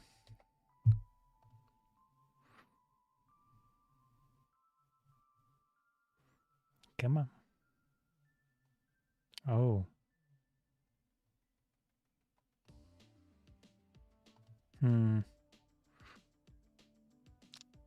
That's going to be a hassle to add that, so I'm going to skip it for now. Copy this and put that into Amazon E1. Tag product. Done. Cool. Let's see, I think people would want extra batteries. So what's the name of the battery? MPFZ.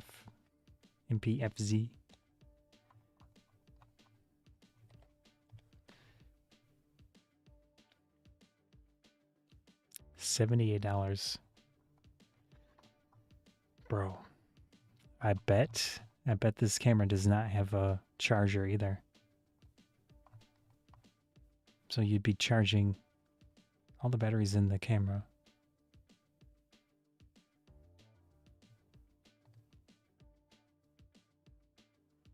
Which would not be amazing.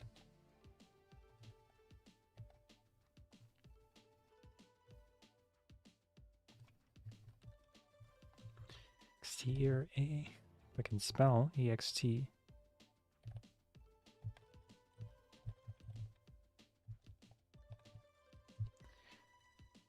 There we go. We do the Amazon one. Copy this.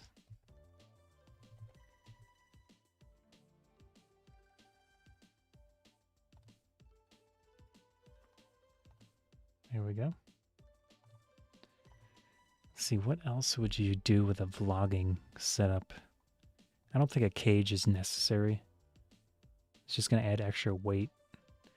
And the microphone setup on this camera, I think, is relatively sufficient as is. Maybe an extra one of those windscreen things. That's the word, windscreen. I was thinking dead cat, wind muff, windscreen is the one I was trying to think of. Because that's the most generic. The least goofy sounding, windscreen. Let's see if they have extras, accessories. Gosh, a lot of the memory card too.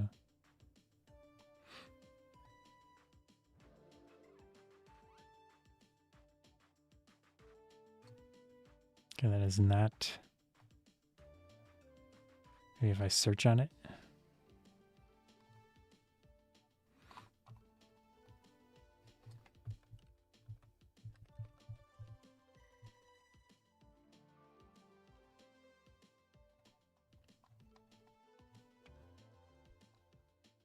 I'm surprised they wouldn't sell those separately.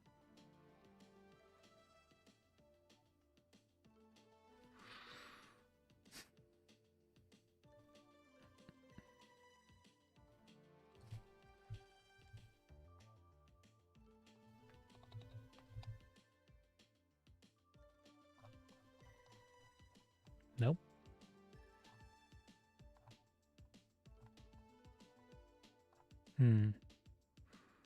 Maybe on Sony's official website.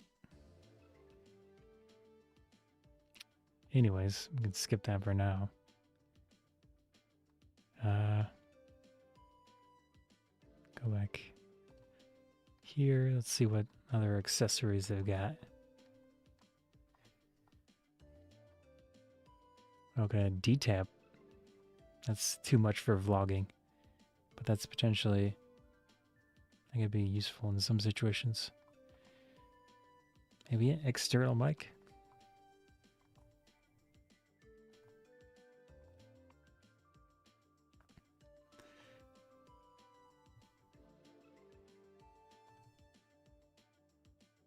So let's look at the Sony interface ones.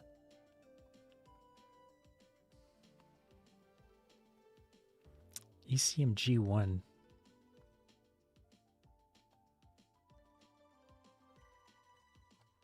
Oh, wireless. That could be useful. Well, the reviews are not great. Leaves you wanting more.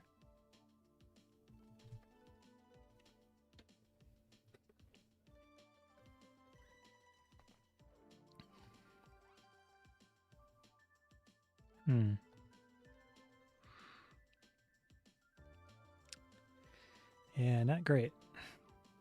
Maybe a third party. Although it's so convenient, that hot shoe thing is pretty cool. How they have it set up. That looks too big. This one, maybe. Maybe that one. Oh, his mic out.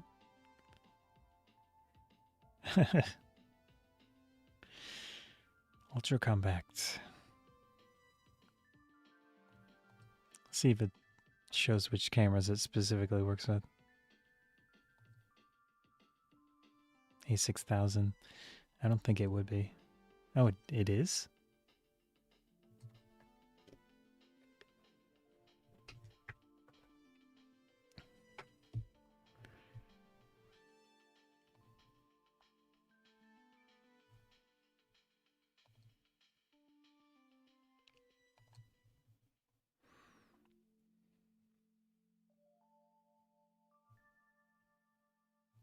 Doesn't look like anyone asked. Which, see if it works with the, I would assume it would work with the ZV-E1.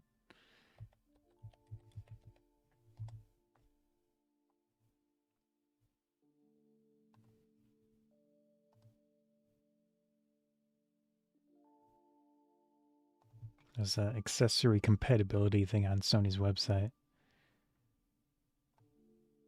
Oh, that was weird.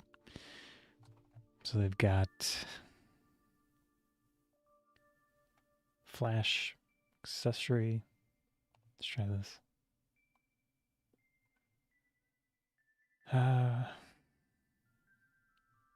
Microphone.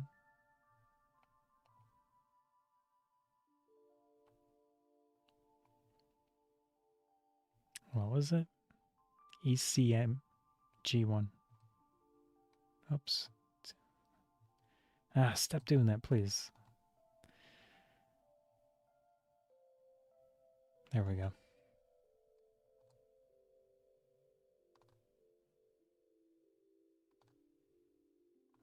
Okay.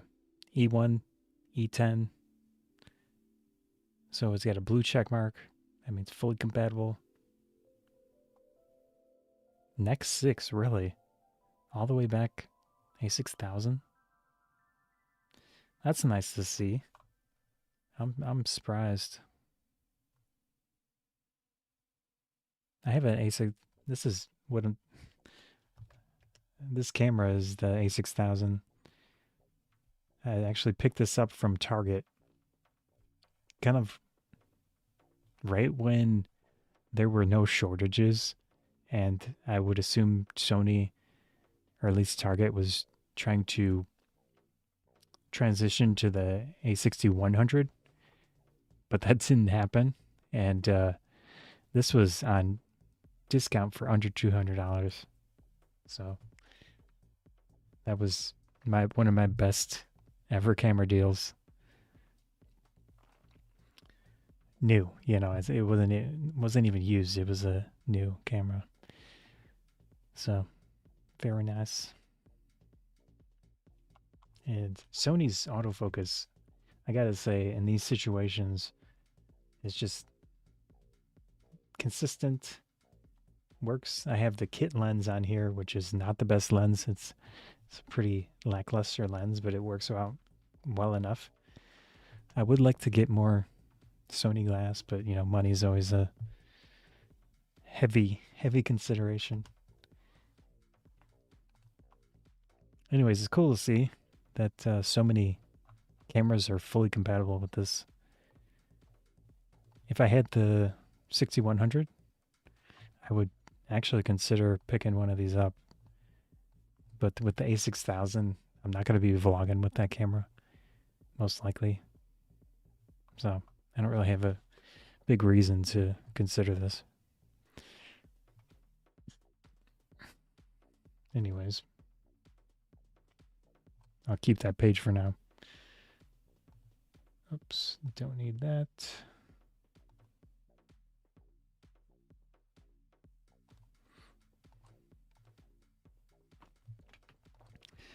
So let's copy this, paste it here.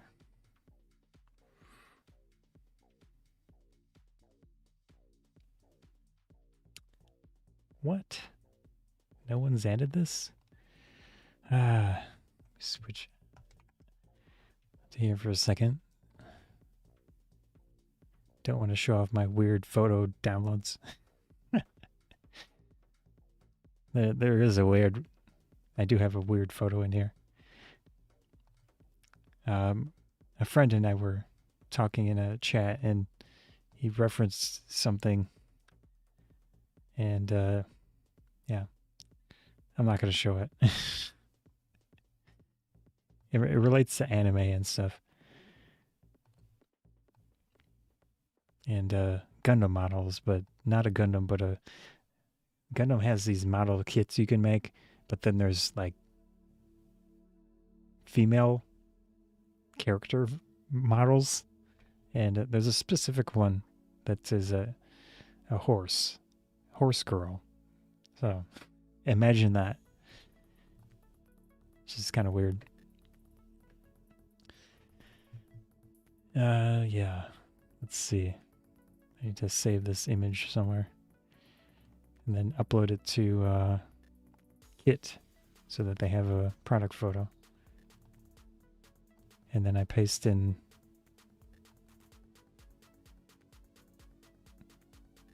the name of it.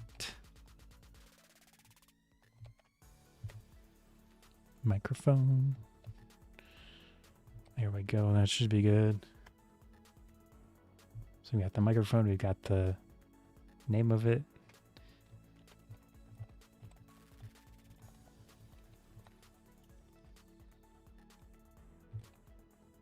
I don't think this is really necessary for that specific use case, because the built-in microphone system on those Sony cameras is pretty cool. I've used the original ZV-E1 and it seemed to work nicely. So I would assume this is even better. I mean, the E1 is even better. There we go. So I'm also going to copy this and put it into Amazon. I've had this idea for a while to do streams of making lists of stuff. I don't know if it's exciting, but gear is fun to talk about and look at. So it's kind of like if you go to a store and you browse stuff, but you don't really have any intention of buying stuff. At least in my case, it's more of a fitting with my channel and stuff like that. Let's see, what else would we do with the vlogging set? We have a battery. Could do a memory card thing. Let's see.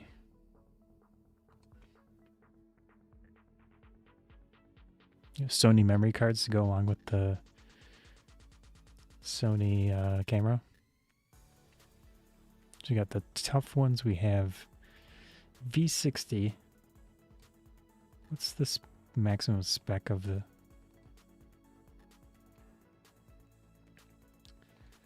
So it has a UHD 4K 120 frames a second, 10-bit 422. And I imagine that's got to be a pretty taxing.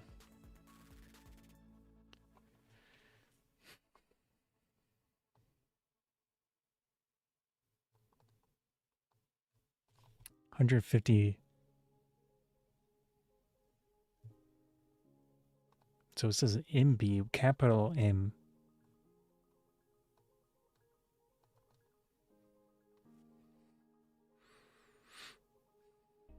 Is it really 150 megabytes a second?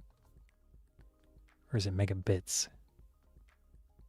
I would think it would be megabits. But they capitalized.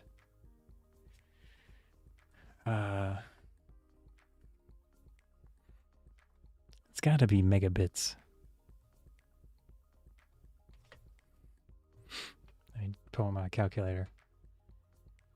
600. So this would be 75 megabytes a second. Yeah, that's got to be it. So this one would be... I don't know if this is HDMI or if this is an internal... External recording modes. Let's look at the Sony website.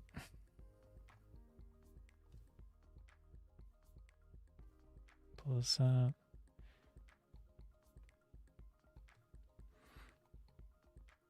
So we've got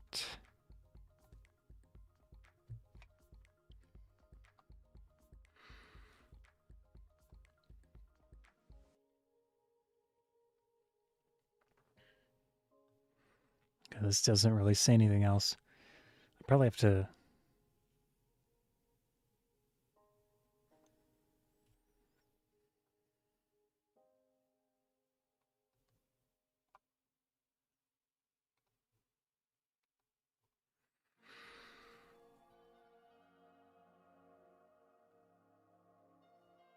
so when it goes all the way up to 600 Mbps, it's got to be bits.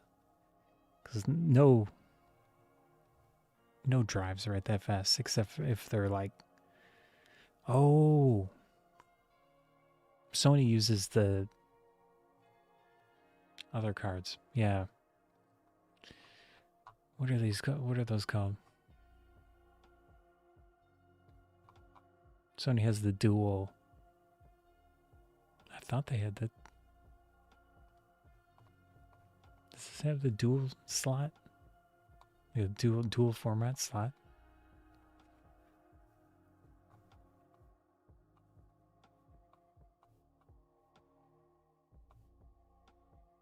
It doesn't say anything.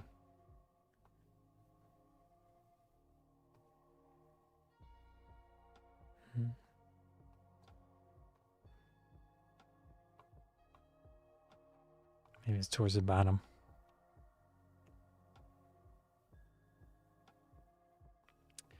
USB power, battery life.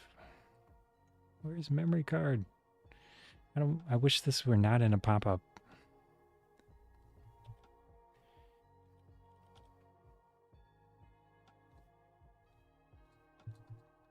Wow.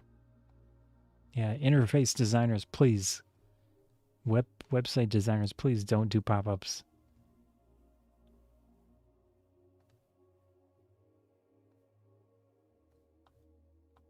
Like built-in fake pop-ups. I hate those things. Really, really bad website design.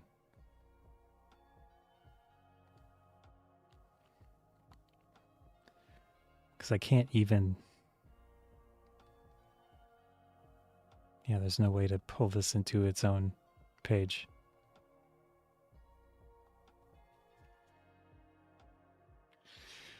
I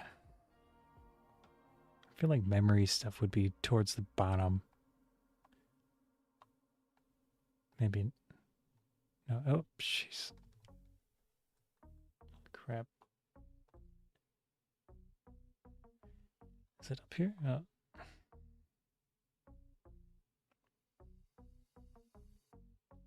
Okay. So it does not have the dual type. All it has is UHS-2 SD. Okay. Then how the heck is it supposed to write 600 megabit? Do those cards even exist?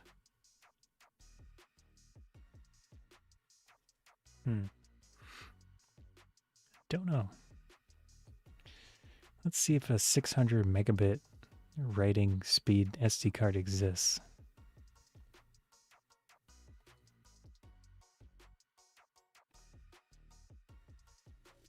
Card type UHS-2. Probably this one. Don't think there's a... Yeah.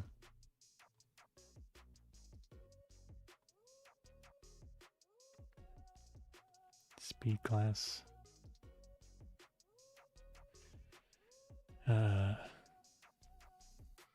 Cancel that. Maximum read speed. There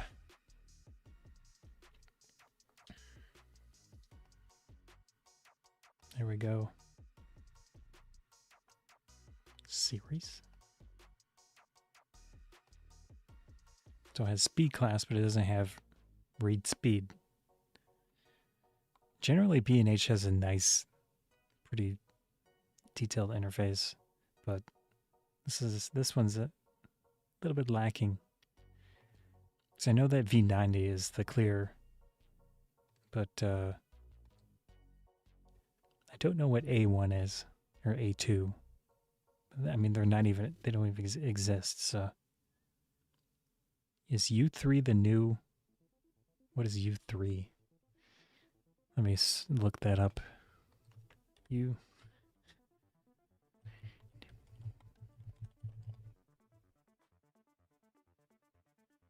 Okay, U3 indicates the minimum write speed. That, like, who came up with this, you know? So U3 means 30 megabytes a second. I have to find which page I was on. Okay. I'm pretty sure V90 is what we want, but let me do another calculation. 600 divided by 8. 75. So let me confirm my V. SD. Pretty sure this is minimum. Yeah. Okay. So if you get a V90 SD card, you should be able to write the maximum type of video for this camera, because it was 600 megabits a second in the I think it was all I.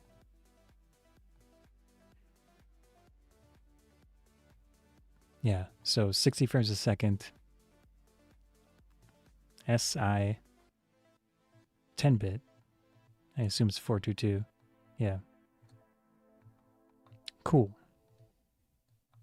So we've got our potential cards.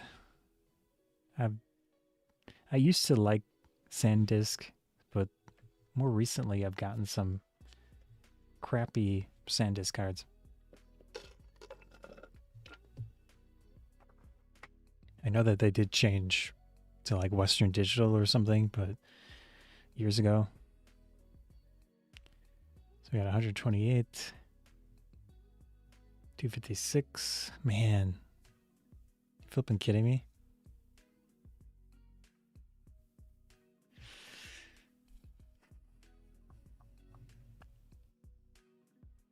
I'm so out of touch with like high-end equipment.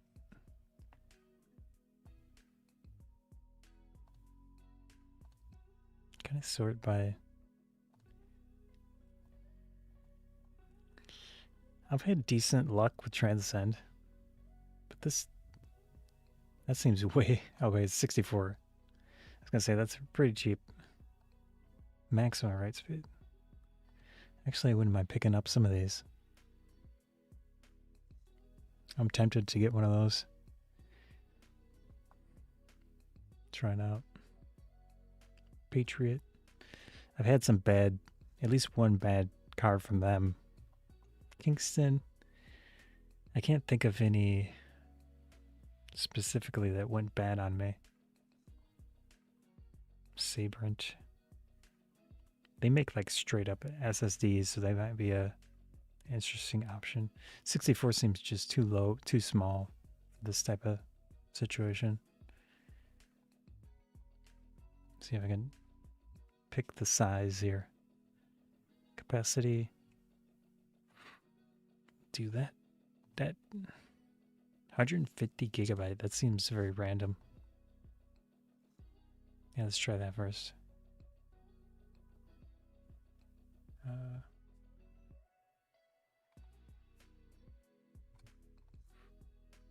me see if my stream is even working. Curious to see what it sounds like. Oops, wrong one.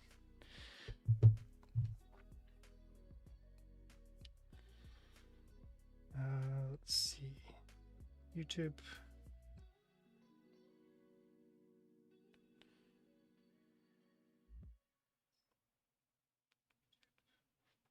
Test 1, 2, 3.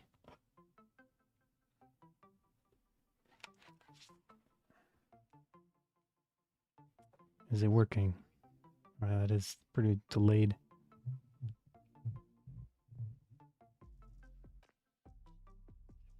Sounds like there's static or something from the music.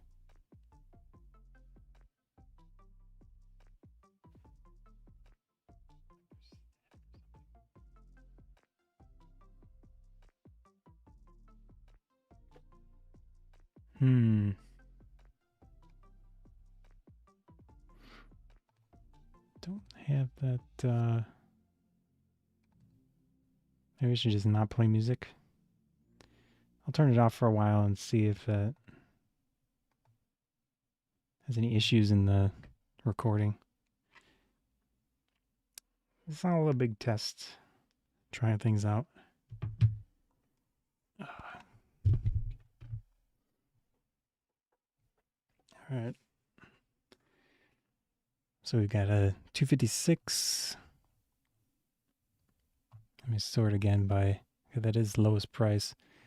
Man, the cheapest thing, $270. That's a lot of money for a flipping memory card. Should I get a Kingston P&Y? I've had some weird... I picked up some P&Y. It was only 64 gigabyte, and there was like a cheaper card, but inside it had a micro SD card. When I bought like a set of them, and one of them wasn't working, so I was curious. I popped it open. It had a literal micro SD card inside of it. So I think I'm not gonna get P&Y, or at least, and I'm also not a fan of Lexar. So I think we're doing Kingston. So let's pop that up. $189. I mean, that's quite a bit of money, but if you want to do the best recording format, you need a good amount of storage and speed.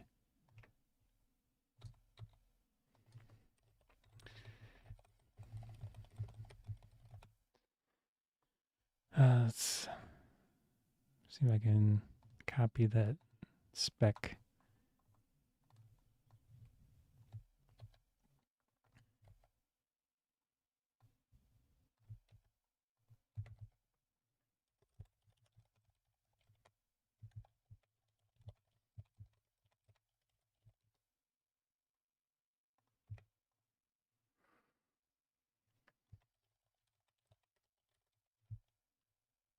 There we go.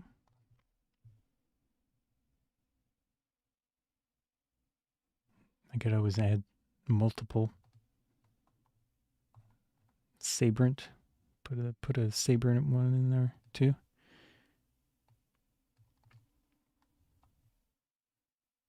Oh, now I'm gonna go back and copy that text so I don't have to type it again.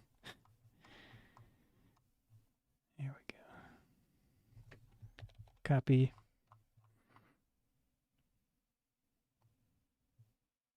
Add product. Open a notepad. Paste it in there. Okay.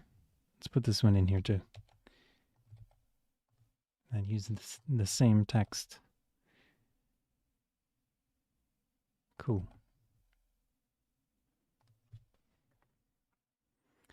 That's looking like a pretty nice vlogging kit.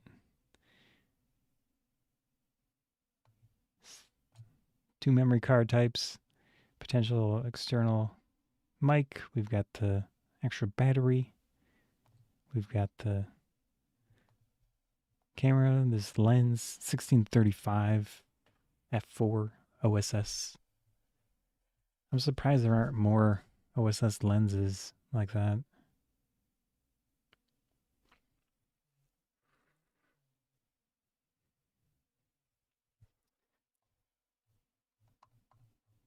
I'm not really sure what else I could add to it.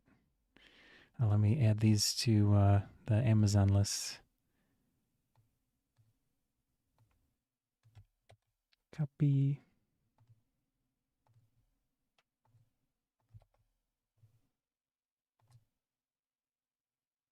Cool. It's $188.08 on Amazon. $189.62 on B&H. There's a Sabrent one. Copy that.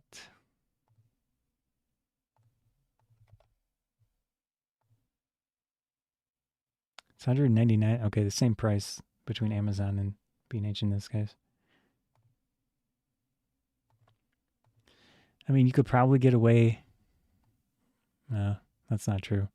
V60, if you want to do that, the highest bit rate, that's not gonna work out for a V60 card, so you need the V90 card.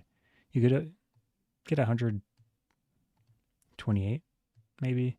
I'm not sure how much video you could even get on either of these cards, like a 256 or 128 in that specific format. But if you're doing 4K 60 frames a second at such a high bit rate, high quality, you're probably not going to be recording for long periods of time with it. And even so, that's this camera couldn't handle the heat buildup from what I've seen. So you could probably get away with a 128. I'm not going to bother adding those though. This is fine.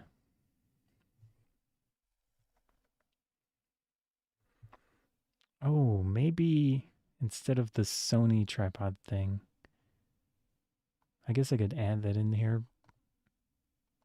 But also there's a little tripod. I think it was Potato Jet was showing that off at one point. Can't remember what the name of it was.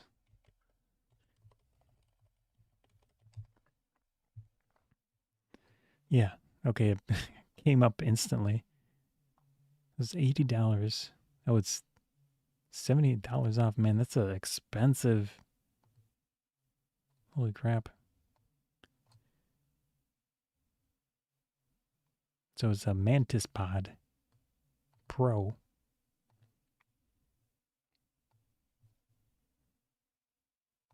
It's got a quick release. It's relatively compact.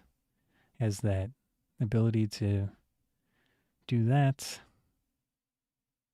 It is cheaper than the Sony one, but it doesn't have like buttons and stuff. It does that interesting extension.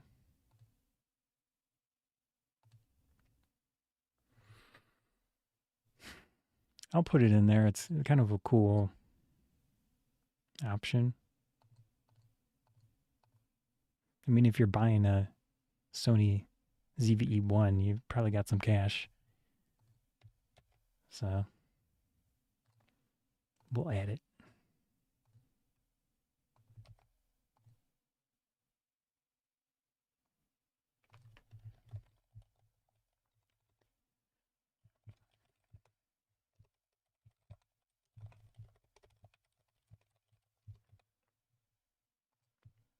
There we go.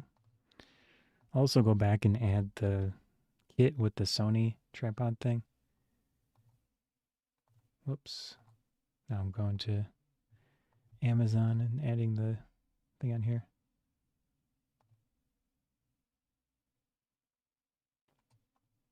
Oh man, this tripod is pretty expensive on Amazon. V2? Is there a version 2? 2.0? Okay.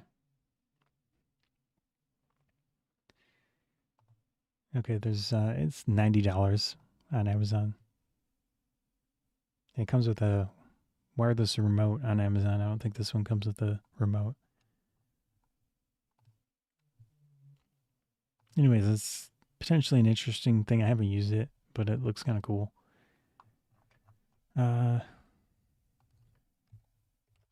ZV-E1.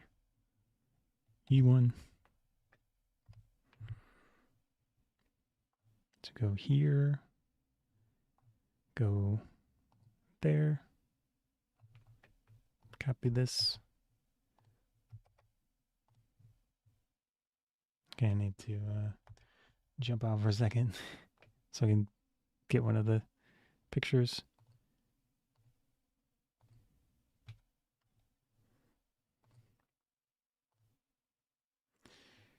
Yeah, this would be a pretty solid vlogging kit if you didn't really care about price and such. Whoops. It's not going to let me copy a certain thing. Okay. Jump back. So we've got ZV width.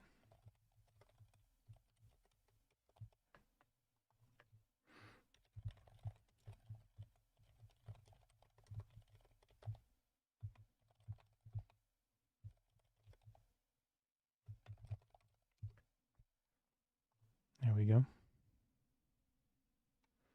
I don't know if this will be on Amazon. This is probably like a B&H specific kit. Let's see what this tripod is called. Grip? Wireless grip? Does it have a name?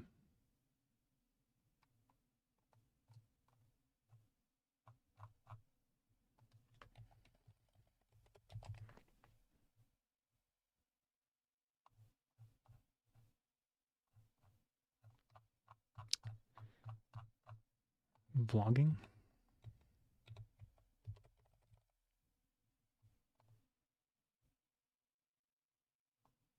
Okay, this is like a knockoff version. Huh.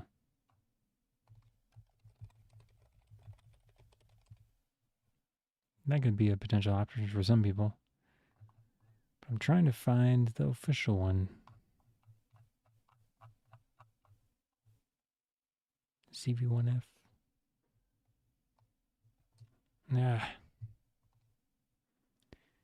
There we go. Okay, here it is. The GPVPT 2BT. Ah, yes.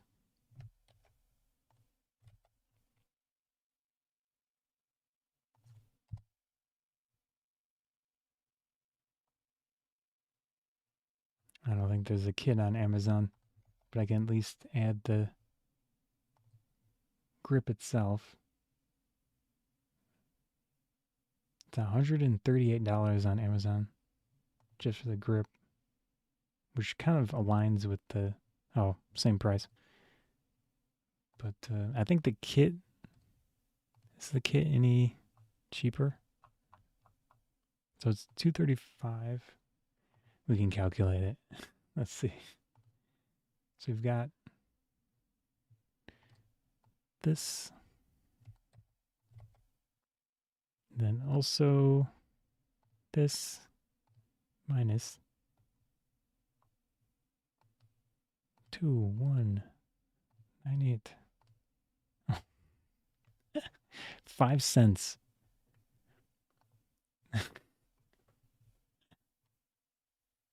You save 5 cents getting the kit.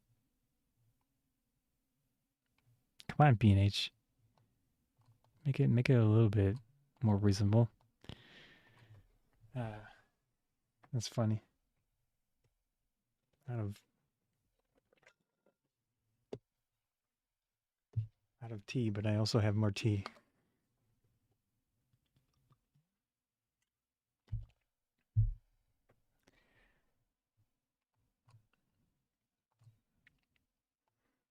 Let's see, what else could we add? If I were to do vlogging, probably another lens. I've got this 1635. Let me see what other stabilized lenses Sony has. Of course, the camera does have built-in stabilization. The thing is, Sony's is, in my opinion, probably not the best. So it'll be fine to get unstabilized lenses. I just think it's good to have the option for stabilized lenses. If if there's something available, I would prefer to go with that than the other option. Unless there is a big size difference, then getting something very small could be beneficial. But we're talking full frame camera here, so might not be a big deal. The lens size might not make that much difference. So go to lens mount, lens type full frame, no. Focus type autofocus. Let's get E-mount, full frame, features. Put that in there for now. And I'll just browse to see what they have. Full frame. Let me skip that for now. I'm just curious to see what cheap stuff is available. So you have a 28 to 70. I wouldn't bother, because we're focusing on vlogging, so I'm not going to get any 28s. 24 to 70. There's no point. If you wanted more range, you could probably get away with this. 24.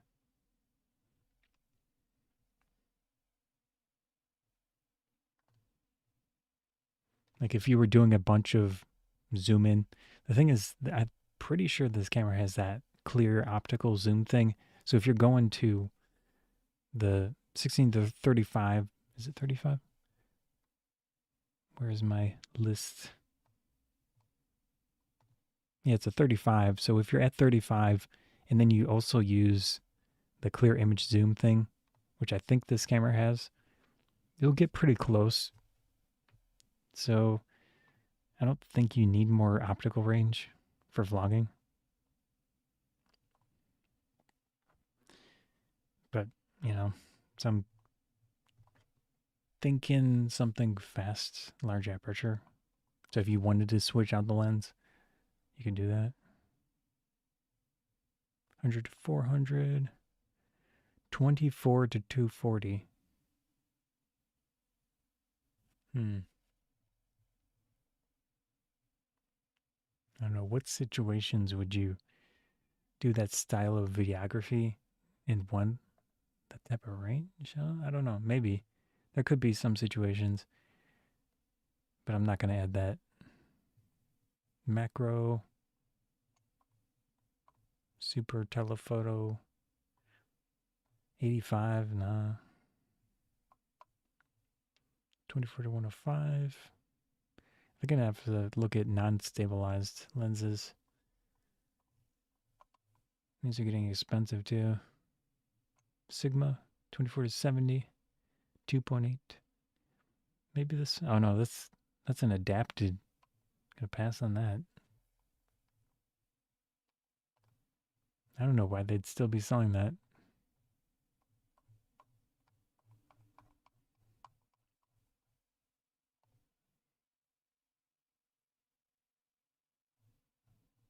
Come on. Okay.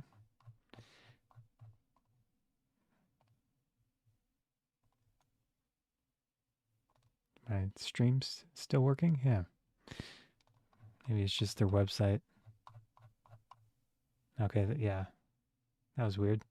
Anyways, if I take stabilization off, I can see a few more options here. Where is that? Nope. Nope. This one? Nope. Geez, where is it? Features? Okay. Let's put this.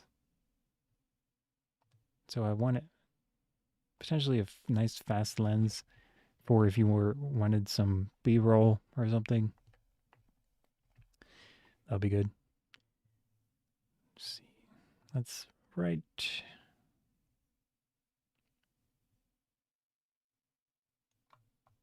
So the cheapest thing, I think these have a lot of focus breathing. And also there's a few Sony lenses that have focus breathing compensation. I'm not sure which lenses.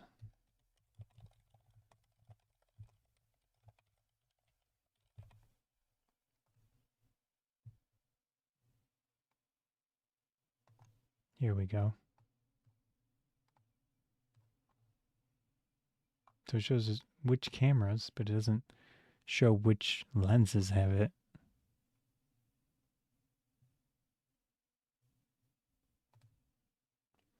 Oh, okay.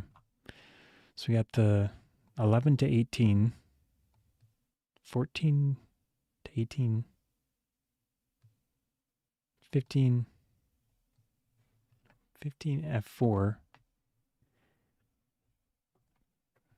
20, maybe a 21.8, or maybe like a straight 50. Yeah. For B-roll and stuff, a 50. That could work. There's GM versions. There's a Z version. Let me see what this is. Hopefully it jumps to it. T-Star 51.4 ZA. I think this is one of their older ones. $1,000. Let's see what this other one is. 1,300. I think I would go with the cheaper one.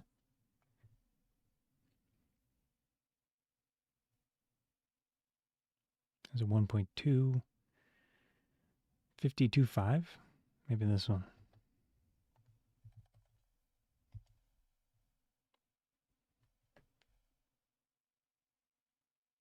$600. Pretty compact. Yeah. Let's add this one. So you've got f4, you've got f2.5. I mean, do you need f1.4? Maybe. So I mean, either this or I'll add both maybe.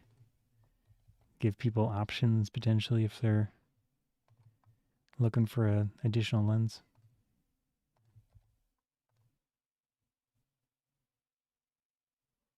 Like a really compact one plus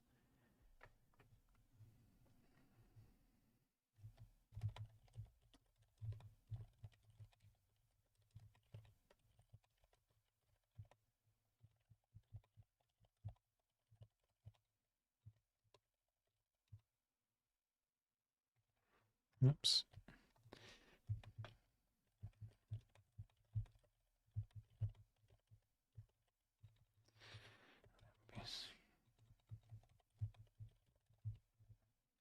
There we go.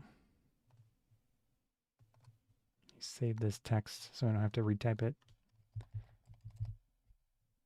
So we got that. Let's add it to Amazon. Oops. Get rid of that.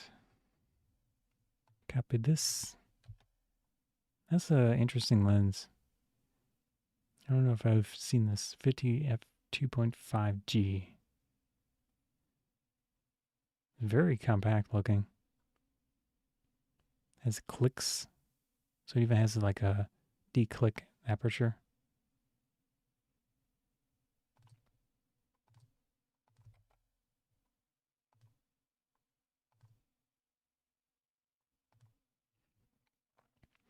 I mean, assuming it's decent optically, $600.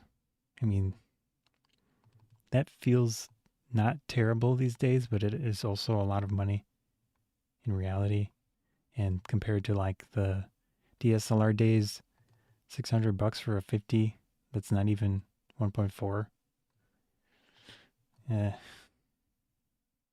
mean, you take what you can get these days, I guess. Close that.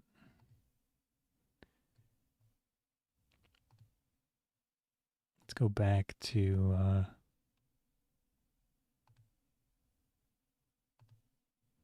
this one. So this might be a little bit older, but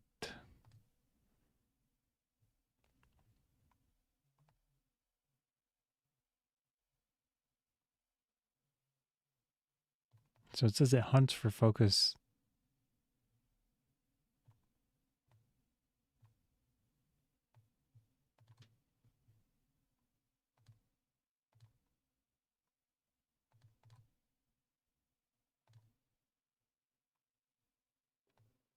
$20% too big and expensive.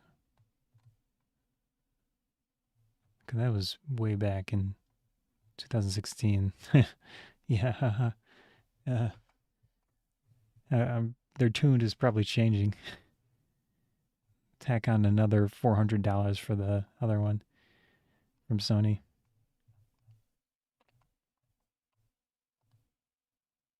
Okay, yeah, that's pretty chunky compared to a Rokinon.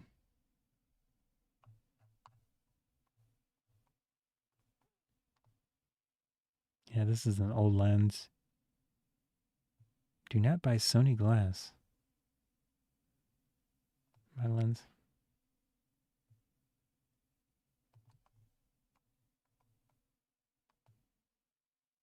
Man, the variation of reviews on this one is quite a bit. I don't know if I want to add this. I'm sure it's fine. Let's see if there's any other interesting lenses from that do the breathing compensation. Oops. So we've got 11 1.8. That's super wide. That might be kind of cool. Let's take a look at it.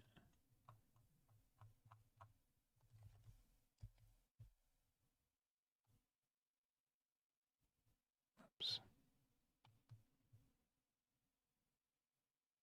Oh, this is APS-C. Yeah, I knew that. Okay, this is gonna be a no-go.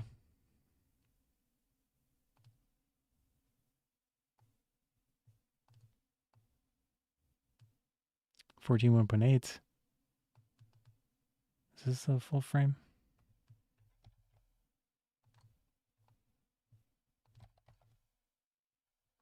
Yeah, that's got to be a full frame lens. It's got the bulbous. Once you hit 14, that like classic look for the lens is basically that. Well, this one's not as bulbous as I like saying that word bulbous. Bulbasaur. This one's not as Bulbasaur as some of those old 14s. Yeah. Zoom out, please. I don't think I would. I guess it's decently compact. 15. This is probably APS-C 15. Let's see.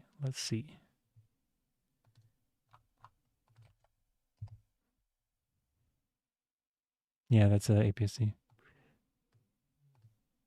21.8. This is probably also. Oh, that's a full frame. $900. It's pretty small.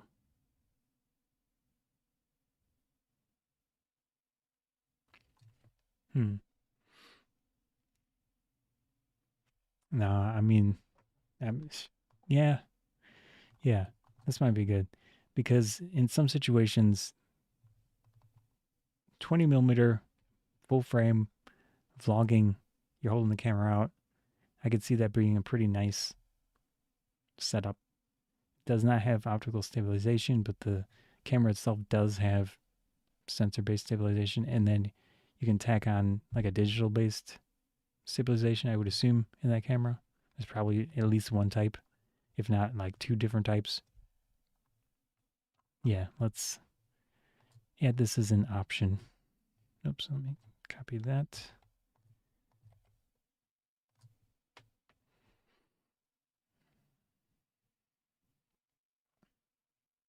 Okay, I'm gonna pull up a picture so I can fill this out. Save image as. That's a AVIF. What the heck is an AVIF image?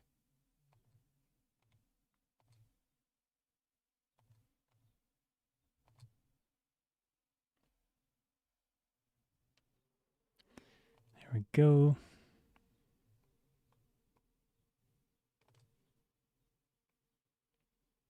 I think that's it. Yeah.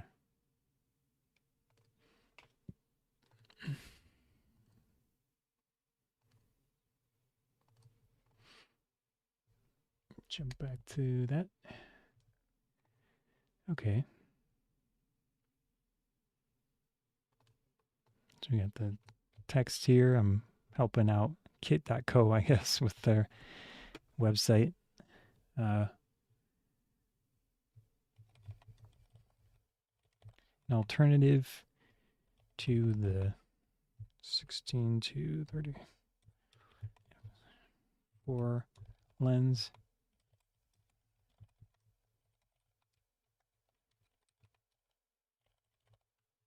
Let's put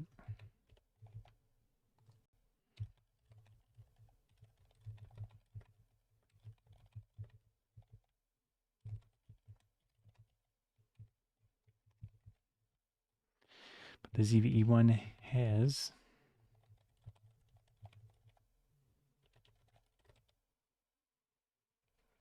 it's gotta have digital stabilization. Let me check.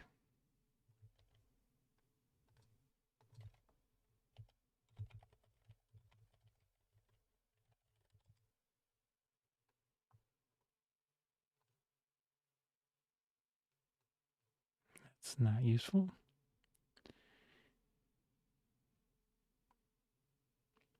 Good old DPReview. Coming in clutch. Maybe. Go to their... Okay, maybe not. They didn't do a full review of this camera. Initial impressions. Yeah, there's no video section.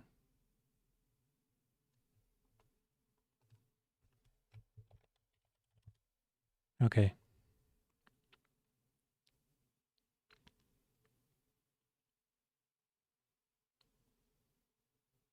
Oh, yeah. Okay, so yeah, it has some type of dynamic digital stabilization.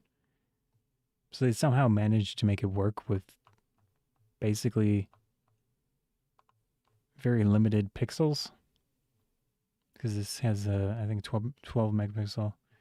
Although someone was saying they think it might be like a pixel bend sensor.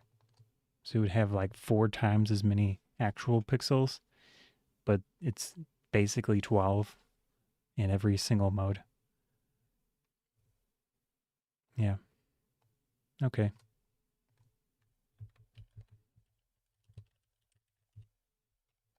Copy that. And save this. Additional lens for B-roll. Okay, we got that.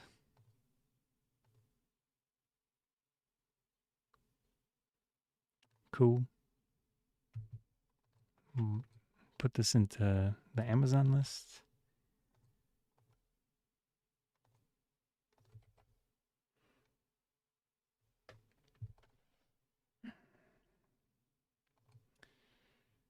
There we go.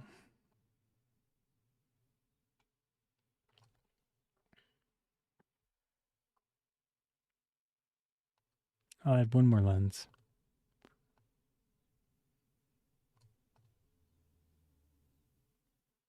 So we got a 40. Maybe the 40? So I added, I don't know, I added the 52.5 and the 20. And then we have the 16 to 35 zoom lens. That's probably good. I have a 24 to 70. So I would assume, is this PZ? Let me just make sure the lens that I like is actually in this list. Because the breathing compensation from what I've seen is a pretty good feature for Sony cameras. Do I have it? I don't think I have it linked here.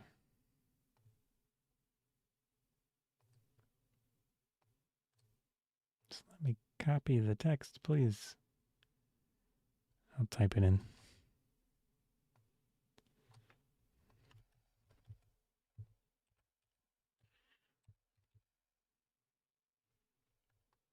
This one. So it's that, and then we search here. Good old Sony with their, oh man, is it one that doesn't have? Flipping kidding me?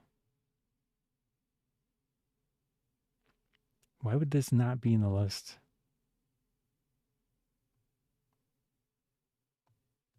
T-Star. Because I saw another similar lens.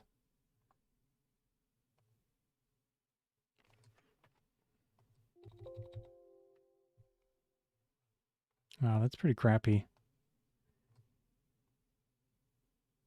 Maybe it's the optical stabilization that makes it not practical to use that feature.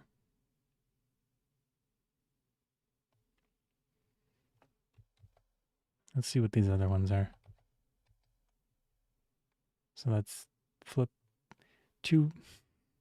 so much more money. It is faster. 2.8. It's probably huge too. And of course it probably doesn't have stabilization optical. Yeah. Let's see what this is. Whoops. What the hell is that? Okay, not that. Let's see what this thing is. These are probably cinema things. Oh.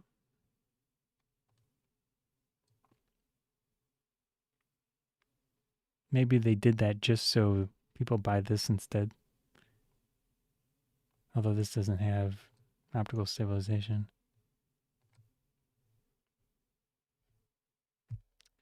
I can add this.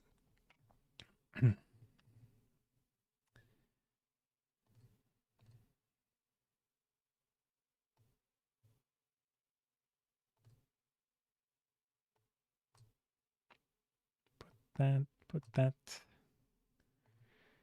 and then add this.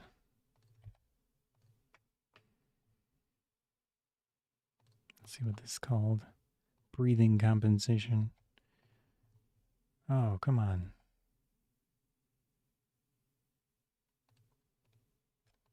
That's weird. Did I add the right?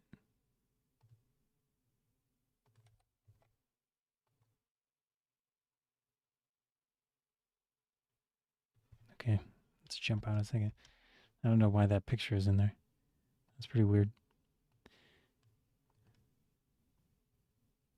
Open image. Save image. It's doing that AVIF image format again. Kind of doubt that's going to work.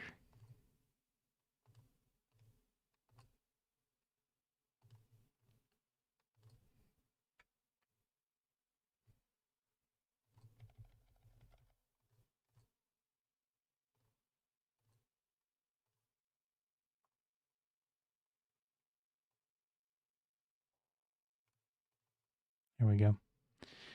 Okay. Jump back to that. Close that. Copy this. Now this is exciting content. Very exciting.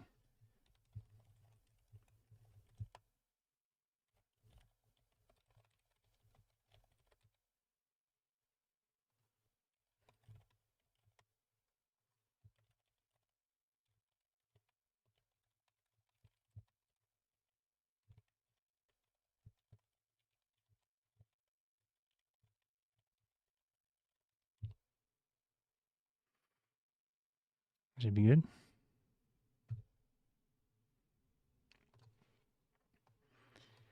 So little things, little features like that do make a difference, and it's things you have to take note of when you're looking for equipment to potentially use in certain situations. Copy put this in Amazon list.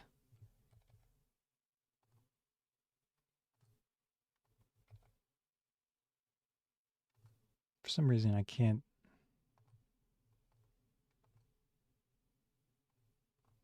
manage products. Let's try that. Okay, I think we're good. In the past, on the Amazon list, I was able to put like a note, but for some reason I don't see that feature at the moment. Anyways, I think that would be a pretty nice vlogging kit. So you've got your camera, obviously. ZV-E1 feels like a really good option for that specific use case. Full frame, ton of specific features for that. You have the flip forward screen, built-in microphone setup, very good for that. So realistically, there aren't going to be a ton of situations where you need to use a different microphone. I could probably add some type of wireless mic setup, which maybe I'll do.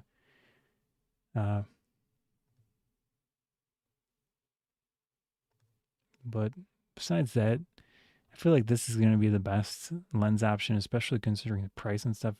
But oddly, does not have breathing compensation. So that's really weird. They didn't do that. Maybe they will, but if it's not on there, it's just a gamble if you really care about that feature. I mean,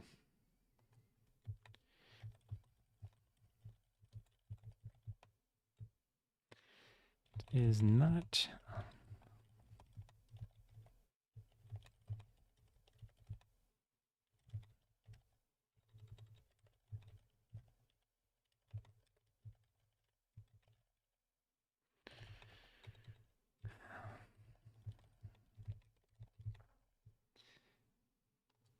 There we go.